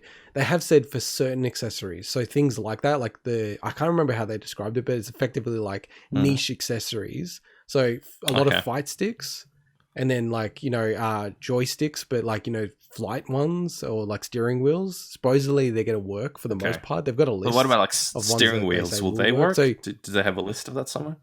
No, that's what I'm saying. Like those kind of niche accessories, sounds like they will work. It's more specifically the third-party game pads or the actual DualShock 4 will not work for PS5 games, which is kind of funny because in some cases it's better to buy. I don't think that, because that's the other thing that they've mentioned, that they said that the way that PS4 works, and it's so much worse than Xbox, if you have, for the most part, if you have an Xbox One game, I can go buy in eBay Games in Australia, Xbox One game, and then get my Xbox Series X and just put the disc in and it will just work, right? The way it works with PlayStation is so bizarre. If you've bought it digitally on the PS4, you have to search for it on the PS5 store and then download it, and it's got this thing of hey, you either have to pay an amount or it's a free upgrade. And then if you get the disc, it's sort of like the same process. It's just weird, man. It's kind of not very seamless. It'd be interesting to see how they compared to once they come out. Assuming I can get my hands on an Xbox One Series. Yeah. Sorry, Xbox Series X. Far out. X. I know it's a cliche. I listen to a stack of gaming podcasts. It doesn't come out of terrible name. My mouth properly, and it's hard to remember the one and the series and the X's and the S's and the E's and the anyway. Yeah, I honestly wish they just called it Xbox 4 or Xbox 5 and just skip. I actually wouldn't mind if they just skipped to Xbox 4 and just call it Xbox 5. It's like PS5, Xbox 5. Okay. If you're a mum and a dad, you just know what it is then. It's you get the Xbox you guys One covered or you get this, the PS. right? Right now, it's yeah, we have, and it's just the fact that people in gaming media always stuff it up. I'm listening to them, and then they go, "Oh, and the Xbox One X, blah blah blah," and then they don't even correct each other because it's just they don't even realize, it's so common. But look, I commend Sony because everyone was really nervous about how would this land? A lot of people were ultra confident it wouldn't be an issue. They haven't had a great track record with backwards compatibility. And, the fact that it's only a very, very small list, I think it was like 99.75% of games will work. So, and these aren't huge heavy hitters. These are certainly not in the top, let's say probably even 300 or 400 selling games on the console. So I think they've done a really good job here. And it sounds like they'll keep trying to improve it. So I wouldn't even be shocked if some of these games but I think will ultimately work it's not just like will they boot, it's what happens once they boot. Are there any other weird bugs and glitches that you encounter that will completely break the game? And they have said that there will be. There will be weird course. errors and stuff and like that in some games. So that's also where it's going to be interesting on YouTube and Twitch and stuff like that when people start playing these older games, specific titles, and they don't work. But that happens on Xbox as well. Happened that happens within the generation. If you look at something like Dark Souls, I think it was Dark Souls 3 when that came out. Swinny would know this much better, or 2. Even though I played the games multiple times, I didn't have this particular issue as much. There was an issue with when they increased the frame rate. Actually, it might have been the remake of the original. When they increased the frame rate to 60 FPS, it would cause weapons to degrade really quickly. And double the speed. Yeah, double the speed, right? Double the speed in theory. I don't remember if it actually turned out to be realistically double the speed, but it was way faster. And that's an interesting bug that you could kind of imagine little things like that might happen with this. So, when I was seeing the performance boosts of the Xbox Series X, being able to play a whole bunch of games at 60 FPS that would run way lower on current generation, it got me thinking about stuff like that. Are there things that are frame rate bound in their calculations that end up, screwing up because of that? It's a really common thing. Like it happened a lot with old DOS games when people started getting really powerful Pentium computers, and certain things like the games would be uncapped. So it'd just be running at 300 frames a second. You can't even play it. And just on Xbox, so Microsoft are talking about actually it's a pretty cool idea. I really like it. Cause some games are capped at 30 frames a second. So it's kind of annoying because you get those games, then you have this powerful system and it's still running at 30. So they're doing some stuff in the back end where they're going to force the game to run at an uncapped level, right? Now, the only problem with that is it's to your exact point. It's maybe they've coded these games there'll be some that 30, do that, for sure. So then who knows what the downstream impacts on doing stuff like this. Maybe you'll get through a game and the mission can't start because certain timers or bosses shoot twice as fast because... I don't know. Yeah. And again, I'm a bit of a purist. I like playing the games generally on where they came out on. So I'm always a big fan of keeping the console rather than, trading it in and everything like that. Cause it just bothers me. I mean, look at the Shadow Complex thing, just to, go back to what we're talking about. It's I know. I love that game. That game is so underrated. Love that game. I think I clocked it twice. And it's so annoying to me because they've actually done the map for Shadow Complex 2. They have it all done. Don't look at it. But they haven't, made the game yet. Spoilers. Yeah. No, they haven't published it. But yeah, I'm just so bummed out that they actually have that game ready to go, basically, to start producing. It'll probably take a year to do. So there's plenty of stuff in between. I mean, obviously Cyberpunk around the corner. That's going to keep you busy for a while. Rocket League. Well, it's also so many, Metroidvanias that are There's out a lot, there. I've been playing. We'll talk about it in a bit, but I've been playing a few recently, actually. Yes. All right. Let's get into some Nintendo news. So Nintendo this week had their Treehouse. So they had Pikmin 3 Deluxe. Swinny loves Pikmin, doesn't he? And the Hyrule. Yeah, he used to play it. No, I thought think he used so. to play Pikmin on the GameCube. Yeah, but he's not a huge fan of it or anything. And then they also had Hyrule Warriors Age of Calamity. So Pikmin 3, it looks really, really cool. The thing I really like about what they're doing here is they've got a demo. So right now, even you, Mike, you can actually download a demo of this game. And when the full game comes out, your save will transfer. And they're also doing this weird thing where if you beat, quote unquote, the demo, then it unlocks the extra spicy mode, which is the super hard mode in Pikmin 3 Deluxe, if you get the full version. Which is pretty cool. Otherwise, if you don't do that, my understanding is You have to beat Pikmin 3 Deluxe Nice. if you just bought the retail version, and then you unlock. That's really the clever, super hard actually. mode. I like that. So it's like a really actually, cool incentive to download and try a demo and provide feedback and stuff. It's really good. And the thing that I like a lot about this is that there's a new co-op mode for story mode. So it actually, like, and the way Pikmin works, it's probably a cool game to actually, you know, if you have a partner or something like that, to play along with you. So yeah, like this game, I got the demo. I think it's really smart, like getting the demo out, because I've installed the demo. It's something that I'll actually have a crack at. And, you know, generally first party titles from Nintendo, I think I almost have every single one on the Switch. So I'm a sucker for first party stuff. So, and I've never really gotten into Pikmin before. So it's something that I've got my eyes on, and I don't know, maybe Santa will be kind to me at Christmas. And then the last one just around Hyrule Warriors. So just again with the Treehouses, it's got Nintendo employees. They play through it, talk through what they're doing. Like that's generally the format of these things. Hyrule Warriors, and I know you're not across this, Mike, but it's the story prequel to Breath of the Wild. So it's set 100 years before Breath of the Wild, and then talks about the story of but it's a fighting the Great game, Calamity.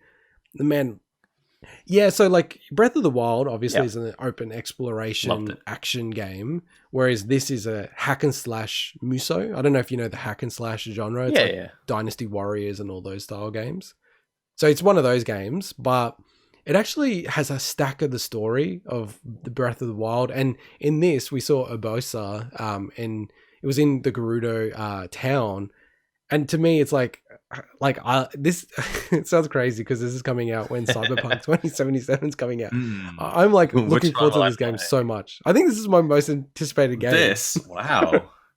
It's just like, I didn't even realize you well, I mean, I know like, you love Breath of the Wild, so I can kind of see this. Yeah. I love it so much, man. And I did cover in a other podcast that I started playing Hyrule Warriors, which was the first, you know, Muso style game with Zelda as the theme. And I actually really enjoy that game. I think I said at the time that it's a stupid game and it doesn't deserve to be as fun as it is. And it's kind of mindless, but it is really like just relaxing playing it. But this is like another level because just watching it, like they've tried to adapt so much stuff of Breath of the Wild, like the maps and the areas, but it's set 100 years prior and it's got really cool callbacks to Ocarina of Time. It's just like a real fan's dream, the way that they've done this. And, you know, the big thing that we learnt in this is around that Koroks are in this. So the Koroks are the little tree dudes, and there's like 900 to find in Breath of the Wild. And they're actually in this game as well, which is kind of a bit funny.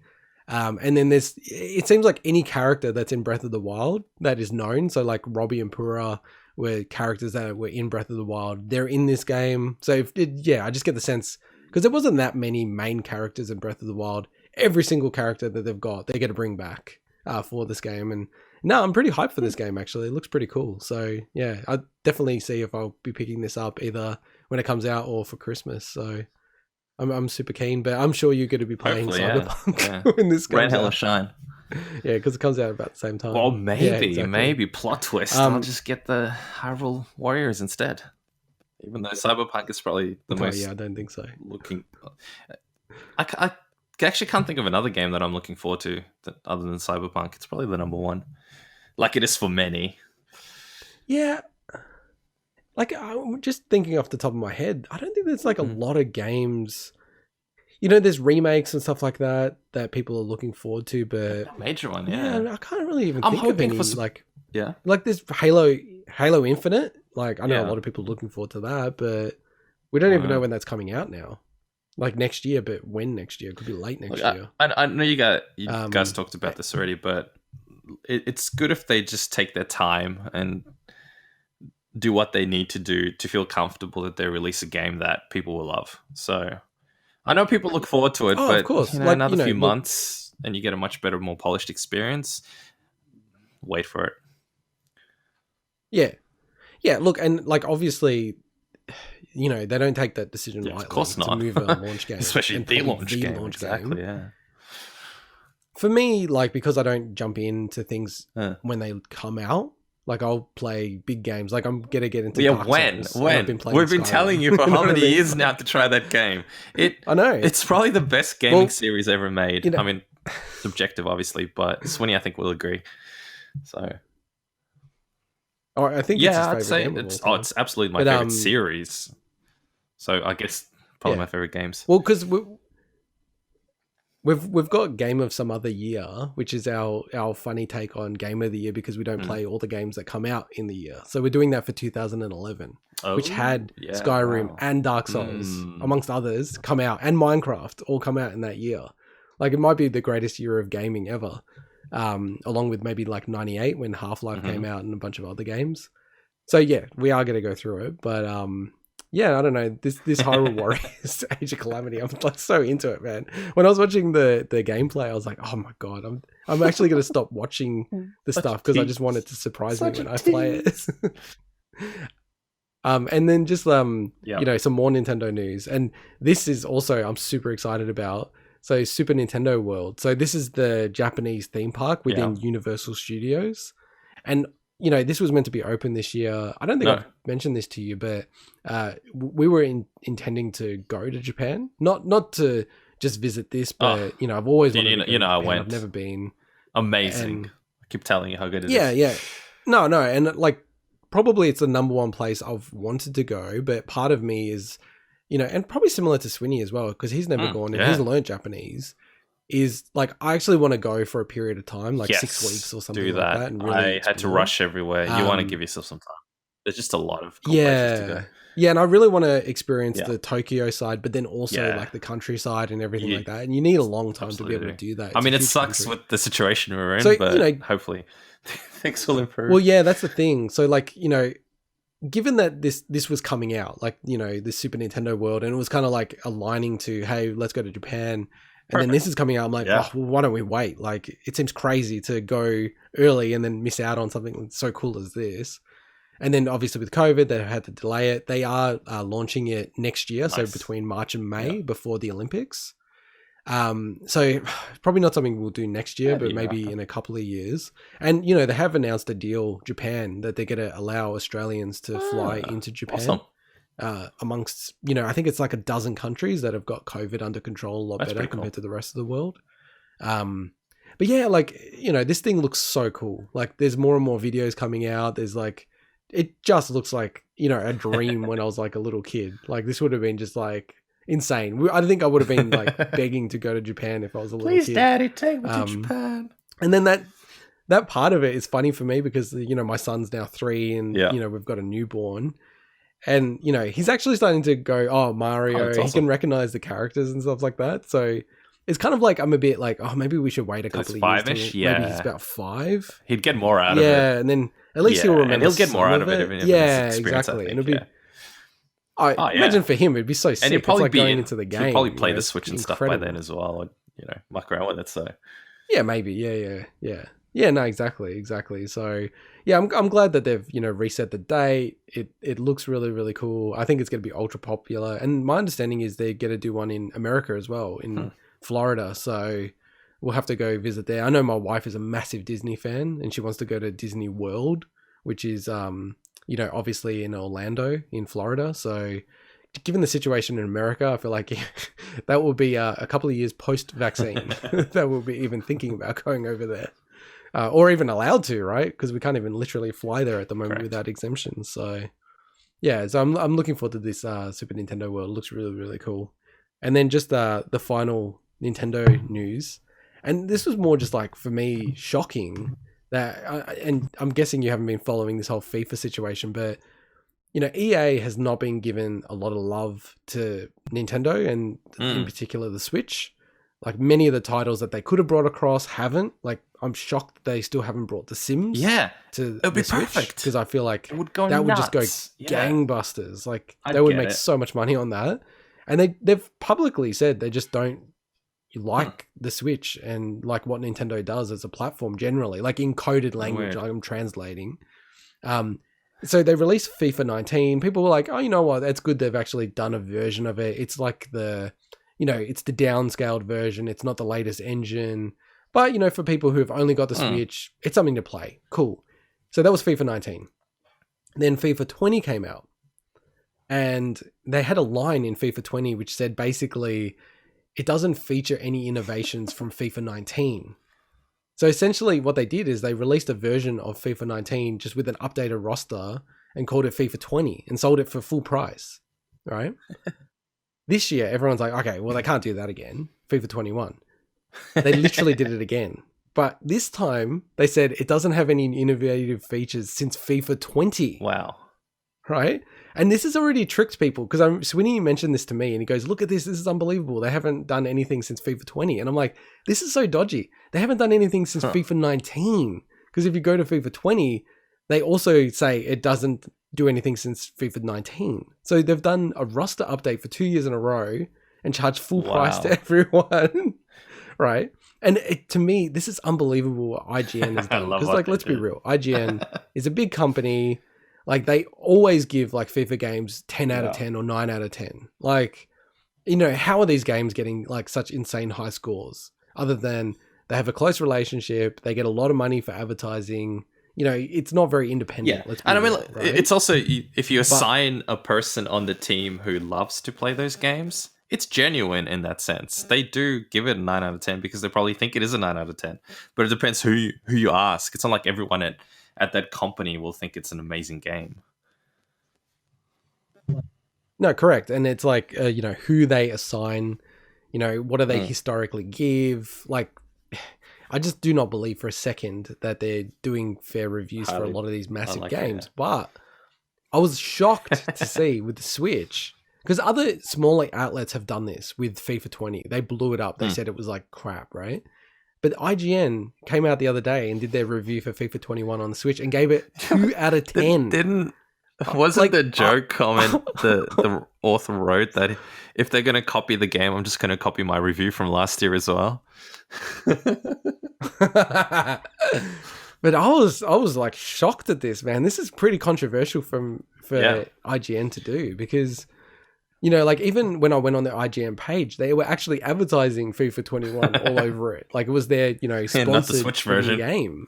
And, you know, they gave a good, I think they gave a pretty good review for FIFA 21 for like PS4, which is like, whatever.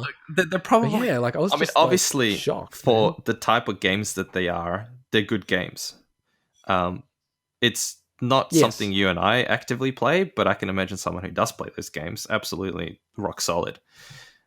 As an outsider looking at the tactics that they use on those games and the way they milk money out of their fan base is kind of crazy, especially with stuff like this happening. But hey, you know, their strategy probably went, people who haven't yet bought the game on Switch, they'll pay full price. It's the latest version.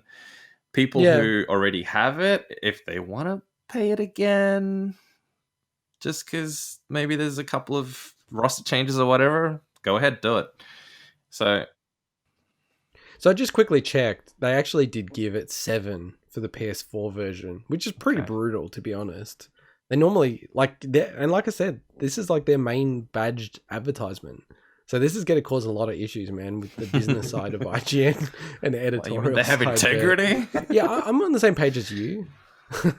Well, they do split those 2 functions. That's always historic. Like that's all these kind of big you know, outlets. But, you know, like for me, like I would actually love to play some of these games like NFL, FIFA, you know, NHL, because I do love these games, but their over-reliance on monetization and, you know, like the packs that you open to get good players and all that kind of stuff, it just absolutely puts me off these types. To me, it's the bane of gaming existence. Yeah. And look, you know, good on them. Like, I love business. I love capitalism. I think with FIFA, EA makes about $1 billion a year off FIFA. Like, no, they're not going to change. And as long as they can keep doing it and people are me, willing to pay for it, well, why would they change? Yeah. I just wish that there was like an arcade version of FIFA, or, you know, something like a bit old school, bit arcadey, and had all the players in it. Because I do like that aspect of it, but it just doesn't exist. Maybe eventually that gap in the market gets filled. PES? Wasn't PES Pro Evolution Soccer the big competitor? I assume that's still around. Yeah, but they don't have a lot of the teams, and they've actually lost some more of the teams. It's all really, I kind of love it. It's like they've got weird licensing rules and everything like that. So they had certain teams in like Spain or Italy or something like that, and then they weren't in FIFA, and it's all complex. But FIFA's the only game in town really if you want to play with the current players, and the rosters and everything like that. Motorbike racing games. There's only one real major one, which is Ride, unless you're into the MotoGP series. And I got. Yeah, and Ride 4 just came out. Either came out or is about to come out. I'm not sure. I was actually playing number 3 the other day. And one thing that annoyed me a little bit is I got Ride 1, they didn't have my motorbike in it. I got Ride 2, they didn't have my motorbike in it. I'm like, come on. They had the 2011 version or something. They didn't have exactly the one I had. And then Ride 3 was announced, and my mate messaged me and he goes, hey, I think they've got your bike in this one. So immediately I went out, I bought it, paid full price or whatever it was at the time. I just had to get my hands on it. And then I couldn't actually use my bike because to get the bike, you have to complete a series of events in the game for 600cc bikes. But to start that series, you need to get all these awards to be able to get to start the series. So now I'm sitting there like having to do all this crap that I really don't want to go through just to be able to unlock that one bike to use. Maybe I don't think you can just pay for it. No. So when I went to the actual section to get it, I couldn't find anything. All it said was you need to complete this series. So I'm like, okay, where's that series? So then I looked at the roster of series. There it is. Okay. To start the series, you need to have like 56 stars, and you get up to 3 stars per race. And some of the races are time attack races, which that game notoriously has really hard time attacks. So anyway, it's just a case of playing it, which isn't super bad because you get to experience all sorts of different bikes and stuff like that. But I never found, for some reason, motorbike games as polished and as fun to play as Forza or just about any racing game really. So you probably know I'm a huge racing game fan as well. So I've got every single Forza game that's been out. I think I've got a copy of every single Gran Turismo game that's ever come out, including the original PlayStation one. Still have the physical disc and everything. So I love those games because I love cars. But motorbikes one just were never really quite as polished, and I find I'm not really getting that enjoyment out of riding these bikes and unlocking these events. I feel like I'm doing it as a chore just so I can get this bike, which guaranteed I'll unlock, buy, customize to make it look like my real bike, use it once, and then delete the game. So yeah, and look, and we're way off topic, but just because I actually checked out Ride 4 because, we both ride bikes, and there is something really weird for me, and it's unfair, just my bias, but with racing games, it feels more natural, even with a controller, and definitely way more natural with a steering wheel, right? Playing a racing game, like a car game, than riding a motorbike and controlling it with a controller or any other device. Like, there's something about riding a motorbike, it's so much more physical, leaning your physicality with it than, with a car, which is like it is an input system. It's like you're turning the wheel, the car goes this way, and it just translates so much better for gaming. And, additionally to that point, your point around, it doesn't feel as polished, that really put me off as well. I was checking out a few of them and I'm like, it just doesn't seem as good as like the equivalent car games.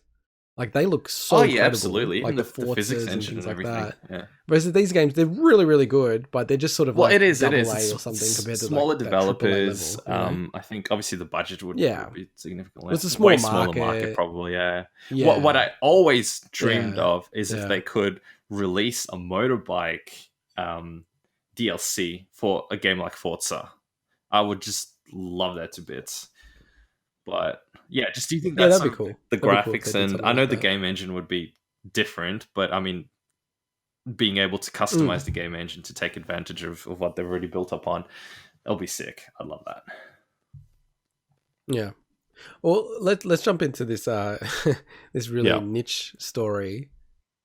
And this like actually kind of blew my mind because I didn't actually know this. So basically it came out in Famitsu, which is like the biggest publication in Japan, has been around forever, that Sony have made a decision to switch the functions of X and O on the DualSense in Japan. So I didn't know that in Japan it actually had a different input system compared to the entire rest of the world. And the context there for me is, as you said earlier, I grew up on NES and Super Nintendo, and that was kind of my bread and butter. So the orientation generally is the button on the far right is like confirmation, right?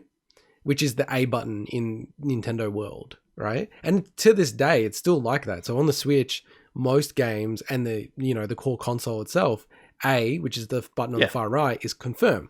Whereas, when I played my mates, because I never really owned a PS1 or 2, confirm is the X button, which is the bottom button, right? I didn't know that in Japan, the O, so the circle on the far right, was the confirm button. And I'm like, you know what? Like, damn Sony, why did they change it for the rest of the world? We could have landed on a standard, which is the far right button is yes, like cool. Because this thing, and I think you have a similar story, this thing bothers the hell out of me, man. Like, when I play Rocket League, I play it on my DualShock 4 on PC, right? And it's cool the way Rocket League works. It actually picks up that I've got a DualShock, and it actually puts the symbols in the PC game, like, X and O and triangle and square and everything. And X is confirm. Which is like, even though I play so much Rocket League, it throws me so much, man. It would, especially for a twitchy game like that, where you need the really tight controls. You need to quickly, press buttons in a particular order and stuff. It's confusing as yeah. Well, it's mostly the confirm stuff that throws me. Like, the game itself, like, I don't ever have an issue. It's more like when I get to menus quickly and I need to rush, my muscle memory is far right button is confirm, the bottom button is go back, where it's flipped. Like, switch between those two. And yeah, like, people are blowing up in Japan about this. I kind of see why. Like, they're doing this. Well, it's crazy. Like, why did they do it in the first place? Why did they switch it? It makes no sense to me. Like, there's a real BS excuse that they said something like, the context is, in Japan, so in Japan culture and just understanding of iconography, a circle indicates in their culture, like, go, it's okay, it's good, like, positive, right? And X indicates bad, don't go, don't proceed. Go back. So they'll actually use the X and O symbols all over Japan to indicate, like, you can go, or you can travel through, or you can go here. X, you can't, right? So the X to me is exactly the same as in Australia and in the West. Like, if I say a cross, it's like, don't go, or it's bad, right? The O to me doesn't indicate, like, hey, that's good. I've never seen like an O symbol and thought, okay, I can proceed, or it's okay to go. Yeah, it's culturally different. Right? So that is different. Yeah, but I like, why couldn't they have made circle like proceed? It just like drives me nuts that they've gone the wrong direction. They should have changed it for the rest of the world. They should have made it so like X and O switch to Nintendo style. So damn it! I mostly got used to the Xbox where A is confirm and B is cancel, and A is at the bottom and B's to the right. And yeah, I know. And you idiots, like Microsoft, like they've taken a Super Nintendo controller. They should have just stuck with it. Then it would have been a standard, and everyone would have done the same thing to. But Sony still, I guess, would have had the Xbox version. I don't know. It's confusing. But one thing that I found somewhat confusing is I was playing The Witcher or The Switcher because I was playing it on Switch and on PC at the same time. And on PC, I was using an Xbox One controller. And of course, the buttons are flipped around. So whenever I played on the Switch, my brain would have to readjust, and then I'll jump onto PC, and then it's like, oh, wait, it's actually the other button I got to press. And a lot of it is muscle memory. But I think I found because the feel of the buttons was different, and because I was playing handheld on Switch a lot, and obviously on the screen on PC with a controller, my brain adjusted really, really quickly, surprisingly quickly. But it became doubly confusing when I was playing Ghost of Tsushima at the same time on PlayStation. And because that's, in a way, a similar kind of, third-person action game where you still have to sprint and jump. And, the mechanics are different but somewhat similar in terms of the controls that you have. So I was effectively playing 3 different games that my brain had to constantly adjust and jump between. And it got a bit weird. I wish there was a standard, but hey, it is what it is. Well, I think it's like fully done now. It sounds now like that it, they've yeah. made a decision. But you know to what? unify. The reality also And I is get that- how many people are really in a privileged position. We should consider ourselves lucky and privileged to have 3 consoles that you can play around with. You know, I would imagine the general rule is most people maybe have 1 or 2. Really serious gamers, of course, probably grab all of them. But a lot of people that I know only really have 1 console, so they don't really have that issue. Oh, definitely. Yeah. And thank you for checking my privilege. Just making sure you're grounded, okay? Look, I understand why they want to unify it. I understand that they've unified it around what the majority of players do. Like Japan is their home market, but in the end of the day, it's 7 million PS4s there compared to 100 million worldwide. So like you're not likely to want to piss off the broader audience, right, to switch this. And it probably would be annoying for developers that, wait a second, we've always got to switch it for these games. But man, for Japanese players, because the fact that, Xbox doesn't register in Japan, really. So you've got Nintendo and PlayStation there. So they are then now going to be introduced to our heartache. Because, for them, they've never even experienced it when you think about it. They've always had confirmers on the far right. So this is going to be the first time they're like, what? It's the bottom one? It's so confusing. It's funny. I feel bad for them. And I wish I was Japanese because I could have lived in a world where far right was confirmed for 20, all of a 30 sudden, years. what? Just a simpler world. I'm mind-blowing over there. I know some games allow you to actually flip on PlayStation in particular. I've noticed it. And I don't remember off the top of my head exactly which ones, but some games allow you to flip the buttons in the menu as well. So I can imagine some people and some developers will put it so you can flip them back effectively.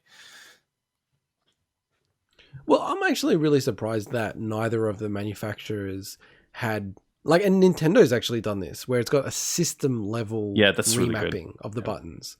And I don't say this as being an idiot and kind of, give me this. It's actually for accessibility. Like some folk, because of their hands and things like that, they can't press the trigger really buttons. Cool for that reason, There's, other issues, right? And to me, it's like such a simple, basic thing to do that can have such a positive impact on people. Imagine if it's a difference between I can play that game or I can't. Like that's massive for some people. And it, as you start a generation, you can think about these kind of things and have consideration. And it kind of shocks me that they didn't look at it and go, oh yeah, we should do that. Like that's an easy win. And then you could actually just turn around and say to everyone, look, you can go into the default and switch. I think this Xbox yourself, have that as well. If you really I only mucked around with it once when I had what was it even called? That Pro controller, the Elite controller. And I know you could remap. No, I had. Oh, do you have the Elite controller? In the past. And you could remap some stuff. And don't quote me on this, but I thought Xbox also allowed you to remap certain things on the controller. I don't remember though exactly to what extent and whether you could do all of that the way you can with the Switch. Well, it's going to be interesting when this lands in Japan, just to hear the translation of the issues that they have. And let's get into some local news, and not positive local news, unfortunately. And it is a bit of a reflection of the Australian gaming landscape. So, Riot Games, so very famous for League of Legends. They were really trying to push into Australia. They had an office in Sydney. They had an Oceania esports league called OPL, and they've made the decision to actually close their Sydney office and lay off the 10 permanent staff there. Esports in Australia, it's kind of interesting because, obviously my love for Rocket League, I follow sort of the Oceania Rocket League competition, and it's very it's a fascinating experiment to see how big esports are, because esports is not mainstream, let's be real. And Australia being such a smaller population and more dispersed across the country, it just sort of never really takes off, a lot of these esports in Australia. And they kind of can never really land it. And even with this game being as massive as it is, they still really haven't made it successful here. I mean, I actually don't know. No, not at all. Into esports, but I'm not also not into sports. I like to play a game, not watch other people play it. So that's the part I never got. I can see it as one of those things where once you get into it, you really get into it. But to me, the fascination just was never there. I don't get the point of sitting there watching someone else play over and over again when you can just go play that game yourself. So, but also I think, you know what it comes down to. like, Sorry, I think it's the fact that I'm not into the kind of games that esports games are conducive to. So I'm not into COD. I'm not into repetitive games like that. That's so really true. Naturally, why would I sit there watching and giving a shit about a Rocket League if I'm not into Rocket League? So yeah, no, that is true. I'll give you that. That generally, the games that they have esports for, like the MOBAs and things like that, they're just not games you play. Well, it comes down, like I said, the main reason behind that. And again, I don't think they're bad games or anything. They're amazing in their own right. Hence why they're so popular. I just don't have the time for that repetition anymore. There's just so much good stuff out there to not just in the gaming space, but to do in life in general. And you have such limited time to do that stuff in. But even within the gaming space, there's so many amazing games out there to experience that I don't have the time to do the same thing day in, day out for months at a time, literally repeating exactly the same thing with slight variations. There's too much good stuff out there to explore, to spend time like that. Yeah, and then more bad news in the Australian gaming landscape. And like the context is, gaming is probably the strongest it's ever been in our lifetimes. Gamespot Australia, Gamespot, the parent company, are closing the Australian outlet for Gamespot. And then that obviously is impacting, the editor-in-chief who's been there for like 12 years. A lot of their long-serving staff have been there 9 years. They're closing their presence here, which, the way it's going in the Australian market, I feel that generally the independent outlets are doing, and this is just reality, unfortunately, for me. They're doing a better job than some of these massive outlets like IGN Australia, GameSpot Australia, Kotaku. I feel like they're not really breaking as many stories. They're not across things as other players in that space. Like, it's interesting, isn't it? Yeah. Nintendo, Press Start, and Survivor. Like, I feel like they're way on top of, the pre-orders. What's happening? What are Target doing? What is this doing? Like, for me, I get more information from them than I do these bigger outlets. And it is a bit unfortunate. But I mean, not to bag a site like Kotaku out, because I used to visit it a lot. Used to even post and stuff. And I haven't for a while, just because I felt it became less about games and more about politics and identity and stuff that. And look. Yeah, and PC culture and stuff that had a place, and it attracted a certain demographic, and I think it's good that they had a lot of those articles and talked about a lot of that stuff. But I also think it alienated a lot of people, because a lot of people just want to talk about games. They just want to see what the games news is and not get into the politics of it as much. So I feel like maybe they also got impacted a little bit by stuff like that. Yeah, and I think generally, that long-form journalism just doesn't get clicks. So, investing a bunch of time, doing a lot of research, it just doesn't pay off as much. And it's kind of funny, like, in a way, like even our podcast, one thing I'm really passionate about and want to start pursuing is, doing more long-form content, reaching out to people who have released games in Australia, Australian devs, and having like long interviews, long chats.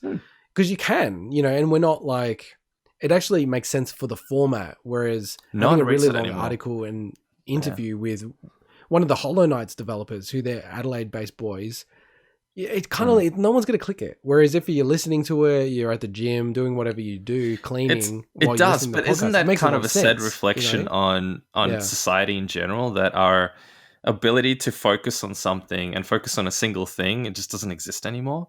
We can, but compared to before, I get what you're saying. Yeah, totally interrupted. I don't have 10 minutes to read an article. I'd rather listen to the podcast version of it in summary while I'm doing 10 million other things. It kind of sucks in a way. I still read books, as a lot of people do, obviously, and I really enjoy the experience of sitting down, try not to have any distractions, putting my phone away, and that's the focus. That's the only thing that I do for the next, 2 hours or something. And it's a really good experience that I feel even myself, I just don't get that as often anymore. There's just so many distractions, and I like little bite-sized pieces of information everywhere. And I know people have talked about this to death, but it's kind of annoying and sad that happens. And I wonder though, to what effect games have had an impact on that. So when you think about, the formula of a Call of Duty game, where you're in it, you survive for like 40 seconds, then you die. You're in it, you survive for 30 seconds, you die. It's that bite-sized, in-out action, not a long-term, and I wonder what psychological effect that repetition of that particular task has on people's ability to then focus on other things in life for a prolonged period of time.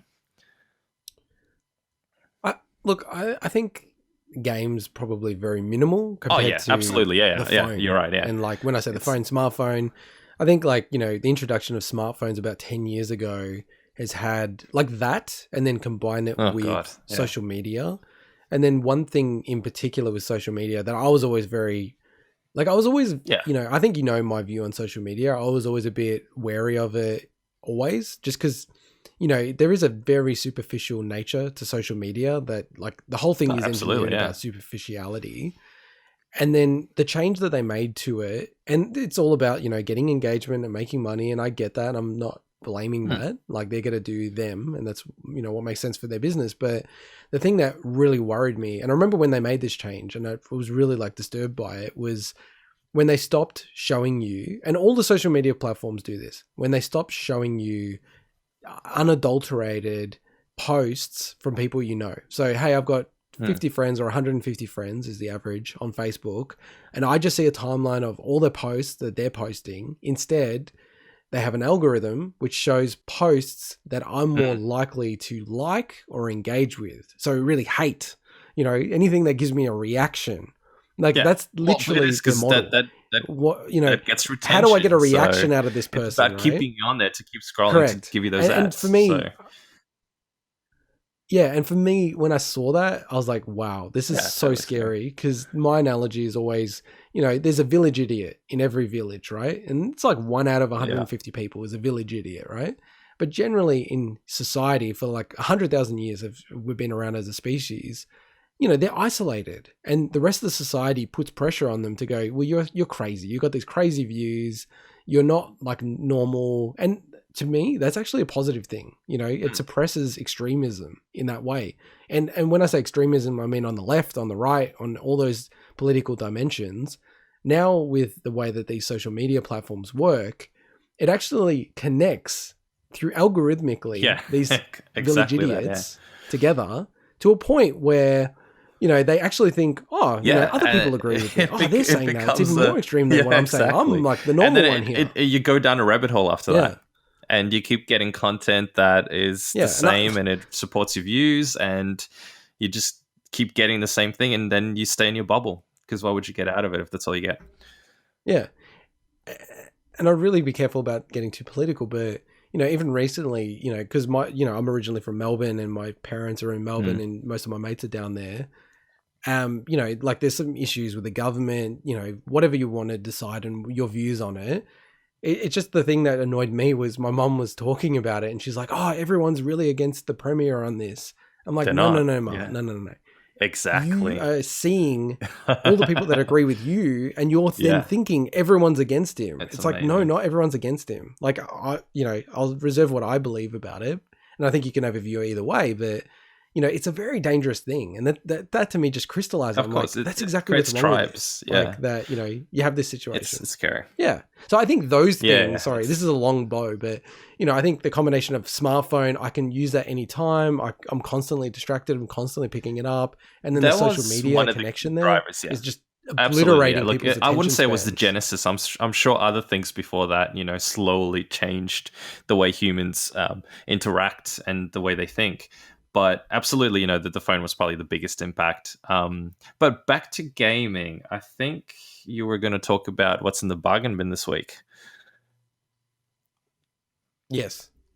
So my favorite segment, as you know, as a religious Yes. listener, Mike, Yes. this is my favorite segment. This is Sorry, where I you have, can get I games have for your free. logo We tell you which tattooed games on are my free. butt. I'll send a photo if you want to share it with your listeners. Well, that's good because I'm thinking about damn changing the it. logo. So Tattoo over it. so we always start with Epic Games, as they usually have stuff. literally just free games. So this week, Abzu, which is a very well regarded game, is Nice. free. Rising Storm 2 Vietnam is free this week as well. And next week they've Cool. announced that That Amnesia, wasn't the A Machine us. for Pigs, and Kingdom New Lands. Just let me finish.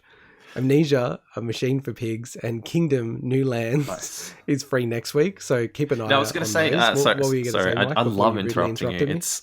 It's just, I feel It's like real fun. every time I interrupt you, an achievement pops above my head, and I just get that instant hit of dopamine, and it just encourages me to do it over and over and over again. Yes, it's my thing of how many times and this is how many weeks before you're invited again.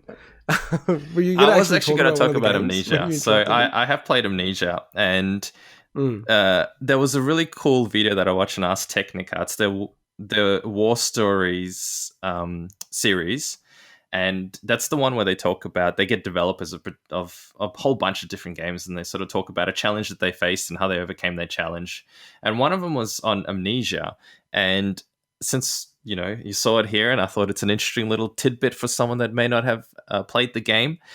In the game, you've got the sphere mechanic where if you do certain tasks or you see certain things or you're in the dark for too long, your insanity meter goes up, and then things start to sort of change in the game.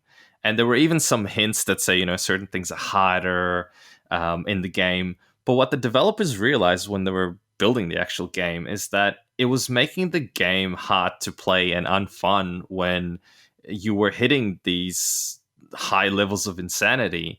So what they did is they basically made it so you don't really get penalized. So the amazing thing about the game is that people try to avoid actively getting that level of scare and that fear in the game, even though there's actually no negative outcome. The game doesn't actually really change in the end. People do that to themselves, thinking incorrectly, but they think that it'll have some sort of negative repercussion, like the game will become harder or something. So I found that super fascinating, especially for a game that, ironically is about psychology and scares and stuff like that. That's such an interesting little meta mechanic came out of it. So, by the way, not a shameless plug or anything because I'm not associated with them, but that series of podcasts, the War Stories, is really, really cool. Some really awesome stuff on there. Oh yeah, it is good. Yeah, and like I find that horror in general is some of the most innovative, gameplay elements. There's some great like horror games on GameCube that like would screw around with the actual, it would make you feel like your TV's broken or it's deleting a save on your game, and it's really like cool, that kind of stuff is so cool. All right, well, let me whip through the rest of the platforms. So on PC, probably the highlight that I identified was Witcher 3 Wild Hunt is $12 Australian on Humble Store. Is just, that get this game, including the DLCs or just the base game? Okay, it's worth getting it. I never finished the DLCs, but by all accounts, amazing. So a lot. Yeah, and they go on sale quite often anyway. So it's a great way to get into. Can I quickly talk about the Witcher actually? So I don't know how much you guys already talked about it. Well, no. Because I'm keen to get into the Hades review. So, and we have covered it quite a lot. Yeah. Oh well, yeah. Well, I don't know. Have you guys played the Switcher though? Have you guys played the Switch version of it? Well, you mentioned it before. That so much stuff I got to talk about that game. Anyway, go on. PC, right? Well, maybe some other time. But let me get through these. So PC, my highlight is that. Yeah, you already said that. You could have just let me talk about it instead. Instead of just repeating shit, boring your audience. Come on. With the Nintendo Switch, the highlights this week. So Overwatch there's a free trial of Overwatch. So for Nintendo Switch online subscribers, Pikmin 3 Deluxe, the demo. I've mentioned that before, but it's like well worth picking that up, and the save data carries over, which is a really important thing to do in demos. Killer Queen Black, which is like such a cult hit and just really hasn't, gained any popularity on the Switch, unfortunately. It's $2.79. This is a game I would definitely get if some of my mates would buy it. It's a multiplayer game. Okay. Well, it's really, really good game. Like, I'll get it for I'll try to convince you all. I was almost tempted. Like, I don't think you can do this with Switch, unfortunately. This is the kind of game I'd buy it and then just gift it to all you guys to kind of force you to play it. And then just quickly, Monster Boy and the Cursed Kingdom. I'm just mentioning that 55% off because we have spoken about Monster Boy quite a lot on the podcast. PlayStation, highlights for me, Life is Strange 2 Episode 1 is free at the moment, and Metal Gear Solid 5, the definitive edition, so the full, DLC, everything with it, is $4.99 at the moment, Australian, so 80% off, which is pretty decent. And then with Xbox, unfortunately, Swinny's not here, but there was a new addition to Game Pass, which was Superland. That's coming day 1 on launch on October 22nd, which is pretty sick. All right, let's get into Mike's segment. And he's not really. Fully I'll take talk over like 2 the minutes podcast now. Last was no. Well, I hope not. Hades. So Swinny and I haven't played Hades. Hades has gained a huge amount of popularity. Number 1 on the Switch. Very highly rated game. A lot of people are like calling this game of the year, which is awesome. Like, I'd love to see a different game be game of the year. But yeah, let's go through your review of Hades. So I'll preface this with the fact that I picked it up randomly because I think I was playing Hollow Knight and I went, I want something that's a little easier, a little more actiony. I'm getting sick of being stuck on this particular boss. And I knew about Hades because I had seen it when it was 20% off pre-launch. And I thought, hey, is this, the art style looks like Bastion, which I played way back. I think that was the first game that Supergiant, if I'm not mistaken. I'm not really good, by the way, at remembering who makes games and stuff like that. I'm really shit at that. But I do. I actually haven't. But I know with this particular one, mostly because of the art style, I remember it looked to me exactly like Bastion. And then Transistor, I think, came sometime in between, and again, very similar look and feel. So they must be using, I guess, the same base engine. I love the art style and stuff. I'm like, hey, I'll just pick it up, give it a shot, see what it's like. I got hooked. It is such an addictive gameplay loop. Probably one of the most addictive gameplay loops I've experienced in recent times. And I think the key to that, other than solid gameplay, and I can go into the gameplay in a little bit, is it's a roguelike. So you're expected to die over and over again. But unlike a lot of games that generally penalize you fairly severely for dying, so if, I use Hollow Knight as an example. If you die, your spirit comes out, you can go back and then you can kill it and then you can collect all the stuff that he dropped. But if you lose twice, and it's the same as in Dark Souls, you lose your souls completely. So it's a massive penalty. Whereas the cool twist with this game is the story progresses every time you die. So the gameplay itself, other than, some of the characters you meet across the way through the actual game loop, it's action-based. But when you go back at the start after you die, you get to talk to the NPCs and you get to uncover the story. And it's a pretty unique conversation each time you talk to them again. So they did quite a lot of extensive voice acting. You can clearly tell. It's really well done. So in a strange way, you almost look forward to dying, or maybe not look forward to, but you don't feel as bad in dying because you know that you'll see something cool and you'll progress the story and you'll get a little bit more powerful for the next run.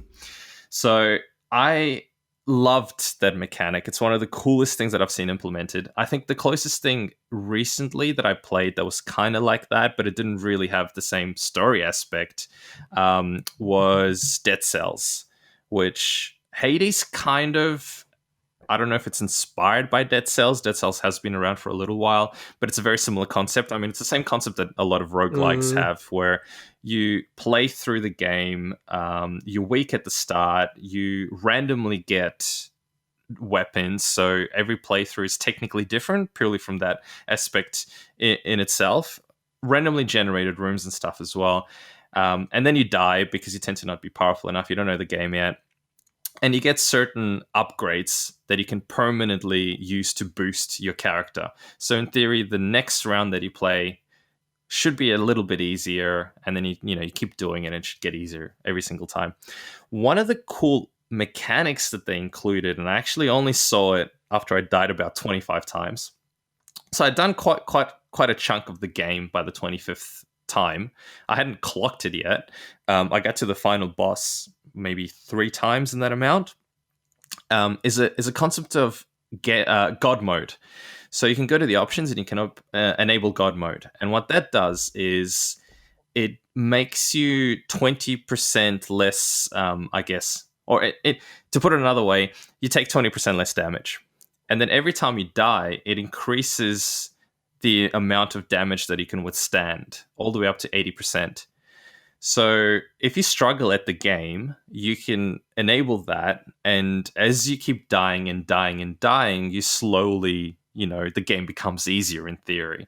And it's such a brilliant mechanic. But even, by the way, to anyone that's actually playing it, if you really love a challenge, don't enable it. I didn't have it on for the first 25 runs. But I would dare say I did turn it on at the 25th mark.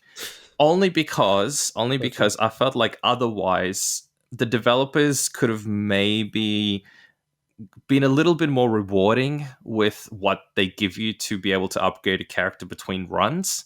I felt it was just taking way too long to be able to upgrade some stuff to really complete the game properly.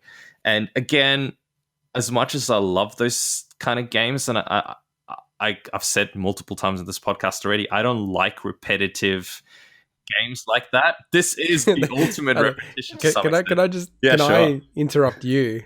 It's like the thing that made me laugh all the way through the podcast, not the interrupting, that pissed me off, but the thing that made me laugh is you kept on attacking. I'm not attacking the people who like repetitive games, the game. And then I know of course I do. You want to talk about I knew you were waiting for this. Which is literally a roguelike. Here's the difference. It's a roguelike. The whole idea is it's a gameplay loop. Yes, within its own confined ecosystem, let's say, I didn't mind the fact that for about 3 days or whatever it was, 3 or 4 days, I was hooked on that game.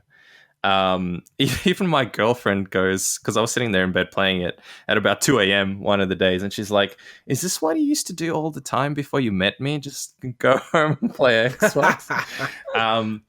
But the difference is the answer is yes. I'm happy She's listening to play this kind of games because I know it will be for a limited amount of time, and because a game like that had an well, I wouldn't say amazing, but it had a really cool, captivating story that was worth experiencing and going through. And I knew that I had the power in me to be able to put an end to it. And it's exactly what I did.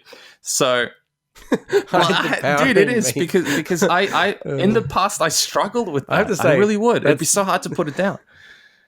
What were you going to say? I feel like that's a good title for the episode. I have the power in me to end it. Sure, go with that. So I knew at the onset, I'm self-aware enough that a game like that can be super addictive. And I knew there was a really good chance I'll get hooked on a game like that. And it's exactly what happened. But I also knew that now I have the self-control to say, okay, have I played this game enough to feel satisfied about it? And after 25 runs, which I don't know what that equates to, like each run is probably at least half an hour. Some were longer, some were a little shorter, but let's average it out to about a half an hour. So at that stage, I probably had already played, including being in the menus and everything, probably getting close to actually 20 hours worth of the game. And then I thought, hey, I'll enable this God mode. It made a difference, but it didn't really, because it still took probably like at least another 15, 20 runs. I don't know. I have to actually check how many it was in total to complete the game. You never truly complete the game, because in those games, especially, if you want to. Well, I finished that's it. True. I think if you beat it 8 times or something like that, but then it's got like the. But again, final boss. Yeah, what's completion though? Because roguelikes, in that sense, yes, they have the ability to complete, but then I'm sure there's achievements for doing particular things. I'm sure there's. Some people would want to complete to upgrade every single thing that they have, every weapon that they have, every ability that they have. So completion is, Can you complete the story at a certain point? Absolutely. No, there is. There's like, so normally in these games, I'm just across it because I really got into the that's dungeon. good too. Like normally what they do is they have what the fans, and to be honest, the developers as well, consider to be quote unquote the true ending. And that's you actually beating the game. And a lot of the times you actually have to beat it in lots of different ways, and then you almost do the opposite of what you're doing. A lot of these games have almost like an anti-god mode, which makes the game harder. So that's what Dead Cells that game has, was hard. and that's how you unlock the true ending. So like, I mean, like, you know, and I naively sort of had the same view as you around these roguelike or roguelite games until I saw, you know, The Completionist is a YouTuber. It's a very, very cool channel. He actually completed Dead Cells because he got challenged by his community to complete Dead Cells. And I'm like, how do you complete it? And he actually did. He got every single item, every single weapon, and every single ending. That is the ultimate completion. Don't get me wrong. I'm aware that there's mechanisms that he did it all. You could say, okay, it's complete from a story perspective. It's complete from an achievements perspective. It's maybe even complete from what the developers wanted you.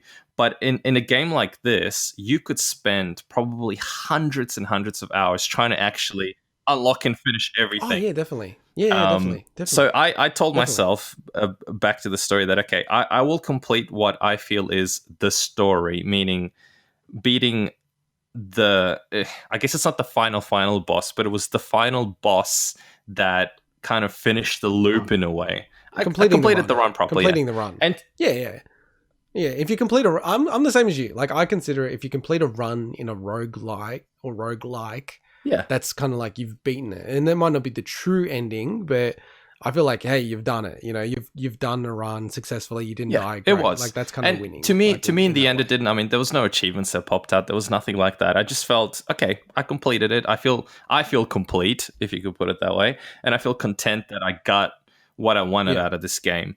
And initially, I'm like, okay, I'll delete it straight away. But I quickly played it probably for another 10 minutes just to see if anything had changed. Any of the No, I did. Oh, I thought you deleted it. I went around just to check if the characters had changed, any of the conversation, or if there was something that had progressed.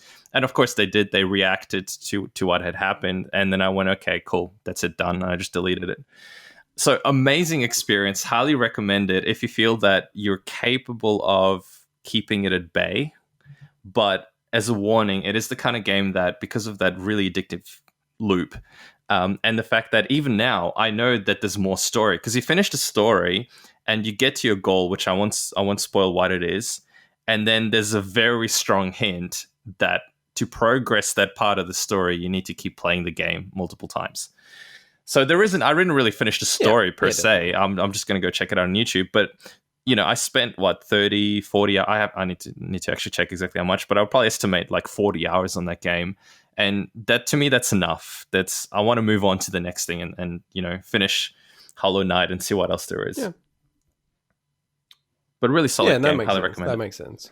And yeah, like that was actually like one thing I keep hearing from everyone about this game, that how the story reacts to your runs in a way that feels very dynamic and it feels very alive. Like that's almost the number one thing that people say, like, along with it being super addictive, which I kind of think goes hand in hand with roguelites and roguelites. Like, if they're a good game, they're addictive. Like, that's the kind of gameplay loop that you have. And even some people on my friend list on Switch and Steam, like, I look through their most played games, and some people it's like Binding of Isaac 1,000 hours. I was like, whoa. Yeah, I totally get it. But I get it. Yeah. Like, if you love it, you know, I've played hundreds and hundreds of hours of Rocket League, so I'm not judging. But if you like that loop, it's like it's super addictive. So we actually don't have a scoring system because we don't review. Like, we review a lot of stuff, but we've never landed on a scoring system. So the way we do it generally is you have to make up your own scoring system and then score the game. So the first phase is, what's the scoring system that you want to make up for this game? Well, I'll just jump straight to the score. I'm going to give it 9 deaths out of 10. Okay, so just a classic 9 out of 10 system. It's an excellent game. 9 out of 10, and that correlates to what it's most well people priced. are saying. Yeah, so like, I think I paid full price. It was only $35 or something Australian. I don't know what that equates to US, because I'd imagine a lot of your maybe listeners are actually not based in Australia. Listeners, But it's yeah. it's $20 It's probably maybe. about Yes, 20 it's bucks it's a from memory, budgety yeah. kind of game. And if you Like look at US, yeah.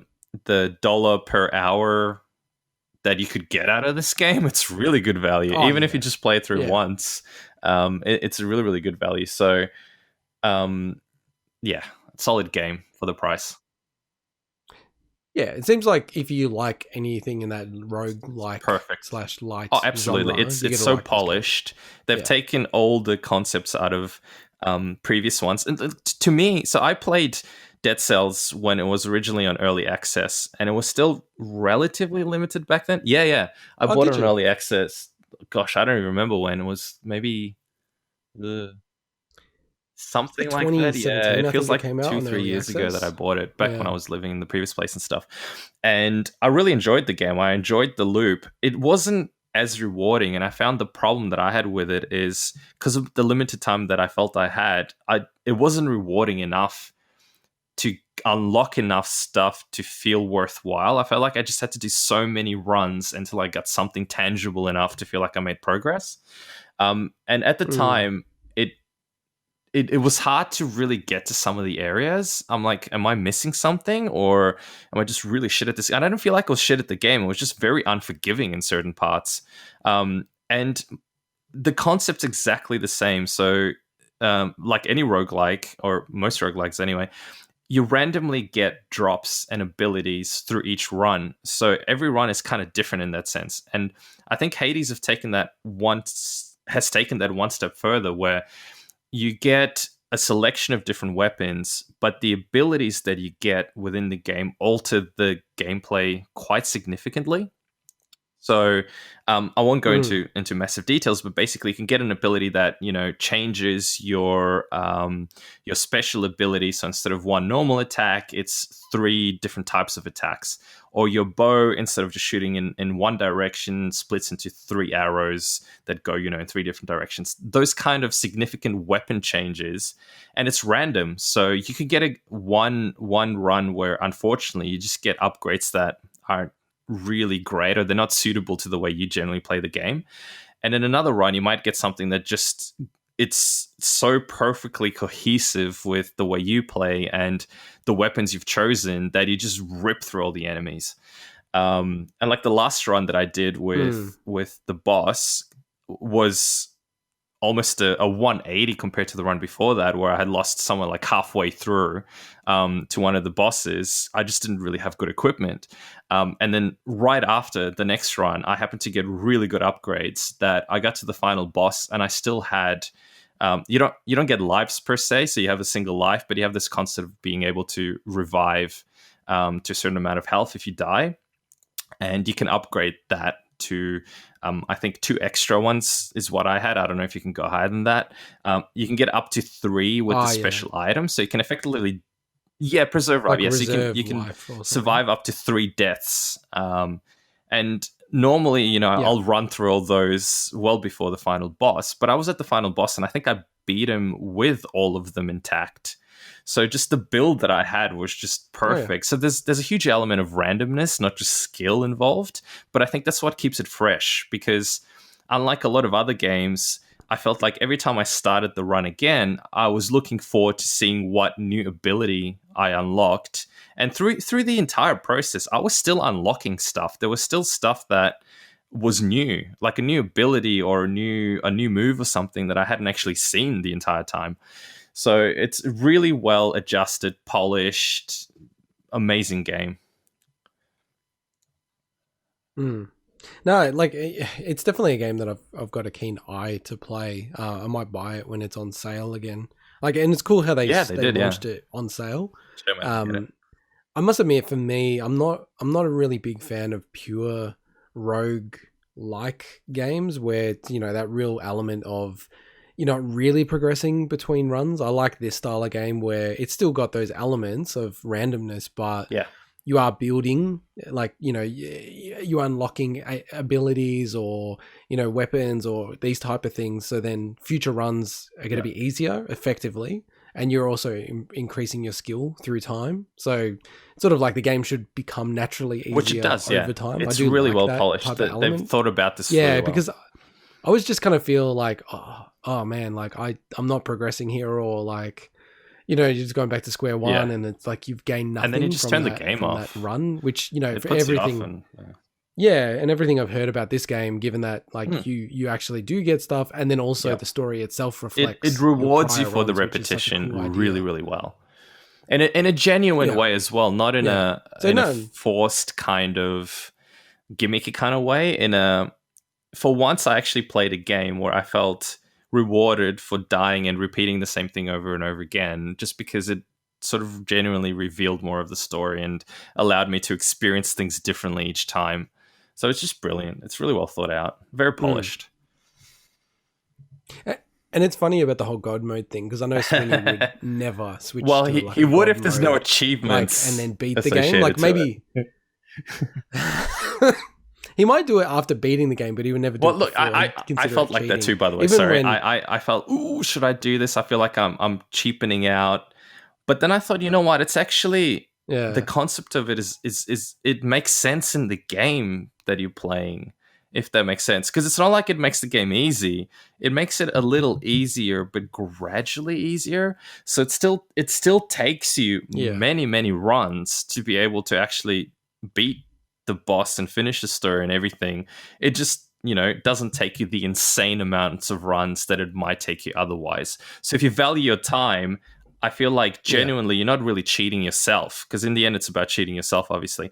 I really don't feel like you cheat yourself even if you have it on from the start. You will get an amazing gaming experience. It just won't be as frustrating, and you actually get to experience stuff. Yeah, nice. Yeah. So 9 out of 10 for you. That's highly recommend. Recommends in our scale, I guess. I played on the Switch because I love the portability. So on that point, because I was talking about The Witcher. I was going to ask. No performance whatsoever. Like maybe minor slowdown here or there, but I was actually thinking about that it ran quite well. Because some people are saying that, and I think these are people who played it on PC and then got it on Switch. That I'm sure compared to PC, it probably would be better on PC, of course. But that goes back to what I was saying about The Witcher versus playing it on PC versus the Switch. So I was flipping between them. On the Switch, it effectively runs at pretty much the lowest settings you can have on PC. Which that's like obviously makes sense. I mean, it's amazing that they crammed that game onto a cartridge and you can play it on the Switch.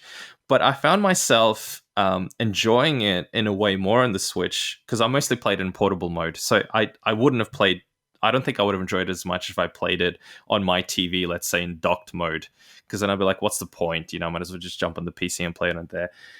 So I predominantly played it in bed or on the toilet or anywhere really, in handheld mode. And you don't really care about the performance as much. Yeah, it runs at 30 frames or less. No. At the start when it first came out, because I bought it at launch, one of the things that kind of annoyed me a little bit is it ran at really low resolution. So things were a little blurry, and that kind of put me off a bit more than the performance itself. But subsequently, and I don't remember when this was exactly, they released a patch, and one of the patches just opened up a whole bunch of options that you can change in the menu. And one of them was the ability to put sharpening on, so you can go full sharpening mode. And it made a world of difference. The game just looks and feels so good on the Switch in handheld mode. And I had no issues with that. In fact, I found myself going to the Switch way more than on PC, where I had it running at 144 frames on a gaming monitor at max everything. Super quality on like a 32-inch gaming. Yeah. Everything absolutely maxed that I could possibly max. Because I was running it on 2070 and it could handle a game like that, no problem. But I still found myself just going back to the Switch. I just enjoyed the experience of playing it in handheld on just in my bed, and that's so cool, I found. Yeah, no, like gaming to me, I'm the exact same as you. It's the whole experience, and I know Swinny doesn't experience this, and you probably don't either. But for me, the ability to like quickly stop a game and go do something else with kids and all this other kind of stuff and other stuff in life is like such an important factor. It's almost like one of the most important factors for me. And, you know, even when I play Rocket League, which is a multiplayer game, you know, if I'm going to play competitive, which, you know, like generally if you're playing competitive, you shouldn't quit the game when you're playing it. You can, but it's like it's not a very nice thing to do at all. And you get penalized in the game as well. You know, I have to like work around things in my life to make sure, you know, I have, you know, ability to do that. So for me, the Switch is massive because, you know, if you're playing like Witcher, you can just pause it by pressing the power button, put your Switch down, go do stuff, and then resume at any time. So like whenever those games come out, for me, if they don't support cross-platform saving and progression, I basically don't get them, because it's like, okay, like, and that's what the awesome thing about the Witcher is that you can actually, you know, play it on the Switch and then pick it up on so good. PC I love and continue. That's awesome. It's so, to me, it's like absolutely you have to have that. That's actually what sold me on it, because I never, I'm so embarrassed to say this, but I never fully finished The Witcher, and I have multiple copies on Xbox. I know, but a lot of people are like that. I've got the collector's edition, the one with the statue and everything on Xbox, and I still haven't finished the game. So, I mean, I think that's more it's not a negative thing about the game. It's an amazing game. It's more about me and my ability to commit and finish it, you know, a game that takes that many hours. But now I finished it. So now I had it in mind to finish it, and I think I actually will finish it this time. And the biggest selling point when I bought it was the fact that I could port my saves across. So I could play it on the PC when I feel like it, play it in bed, and I felt like that would be a way that I could actually complete it for once. Well, it's even more than porting the saves. It's actually synced. You have to manually sync it, which isn't a big issue, to be honest. But you have to just remember, I played it on this and I had to go upload the file.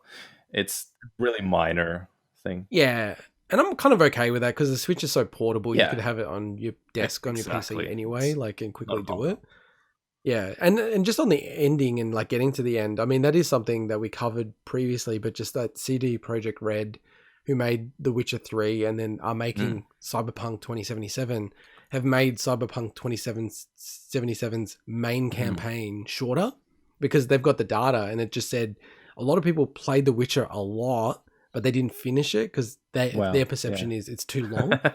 So it's kind of an interesting reflection. It sounds like you're in that camp because you get, and it's not necessarily a bad thing. Exactly.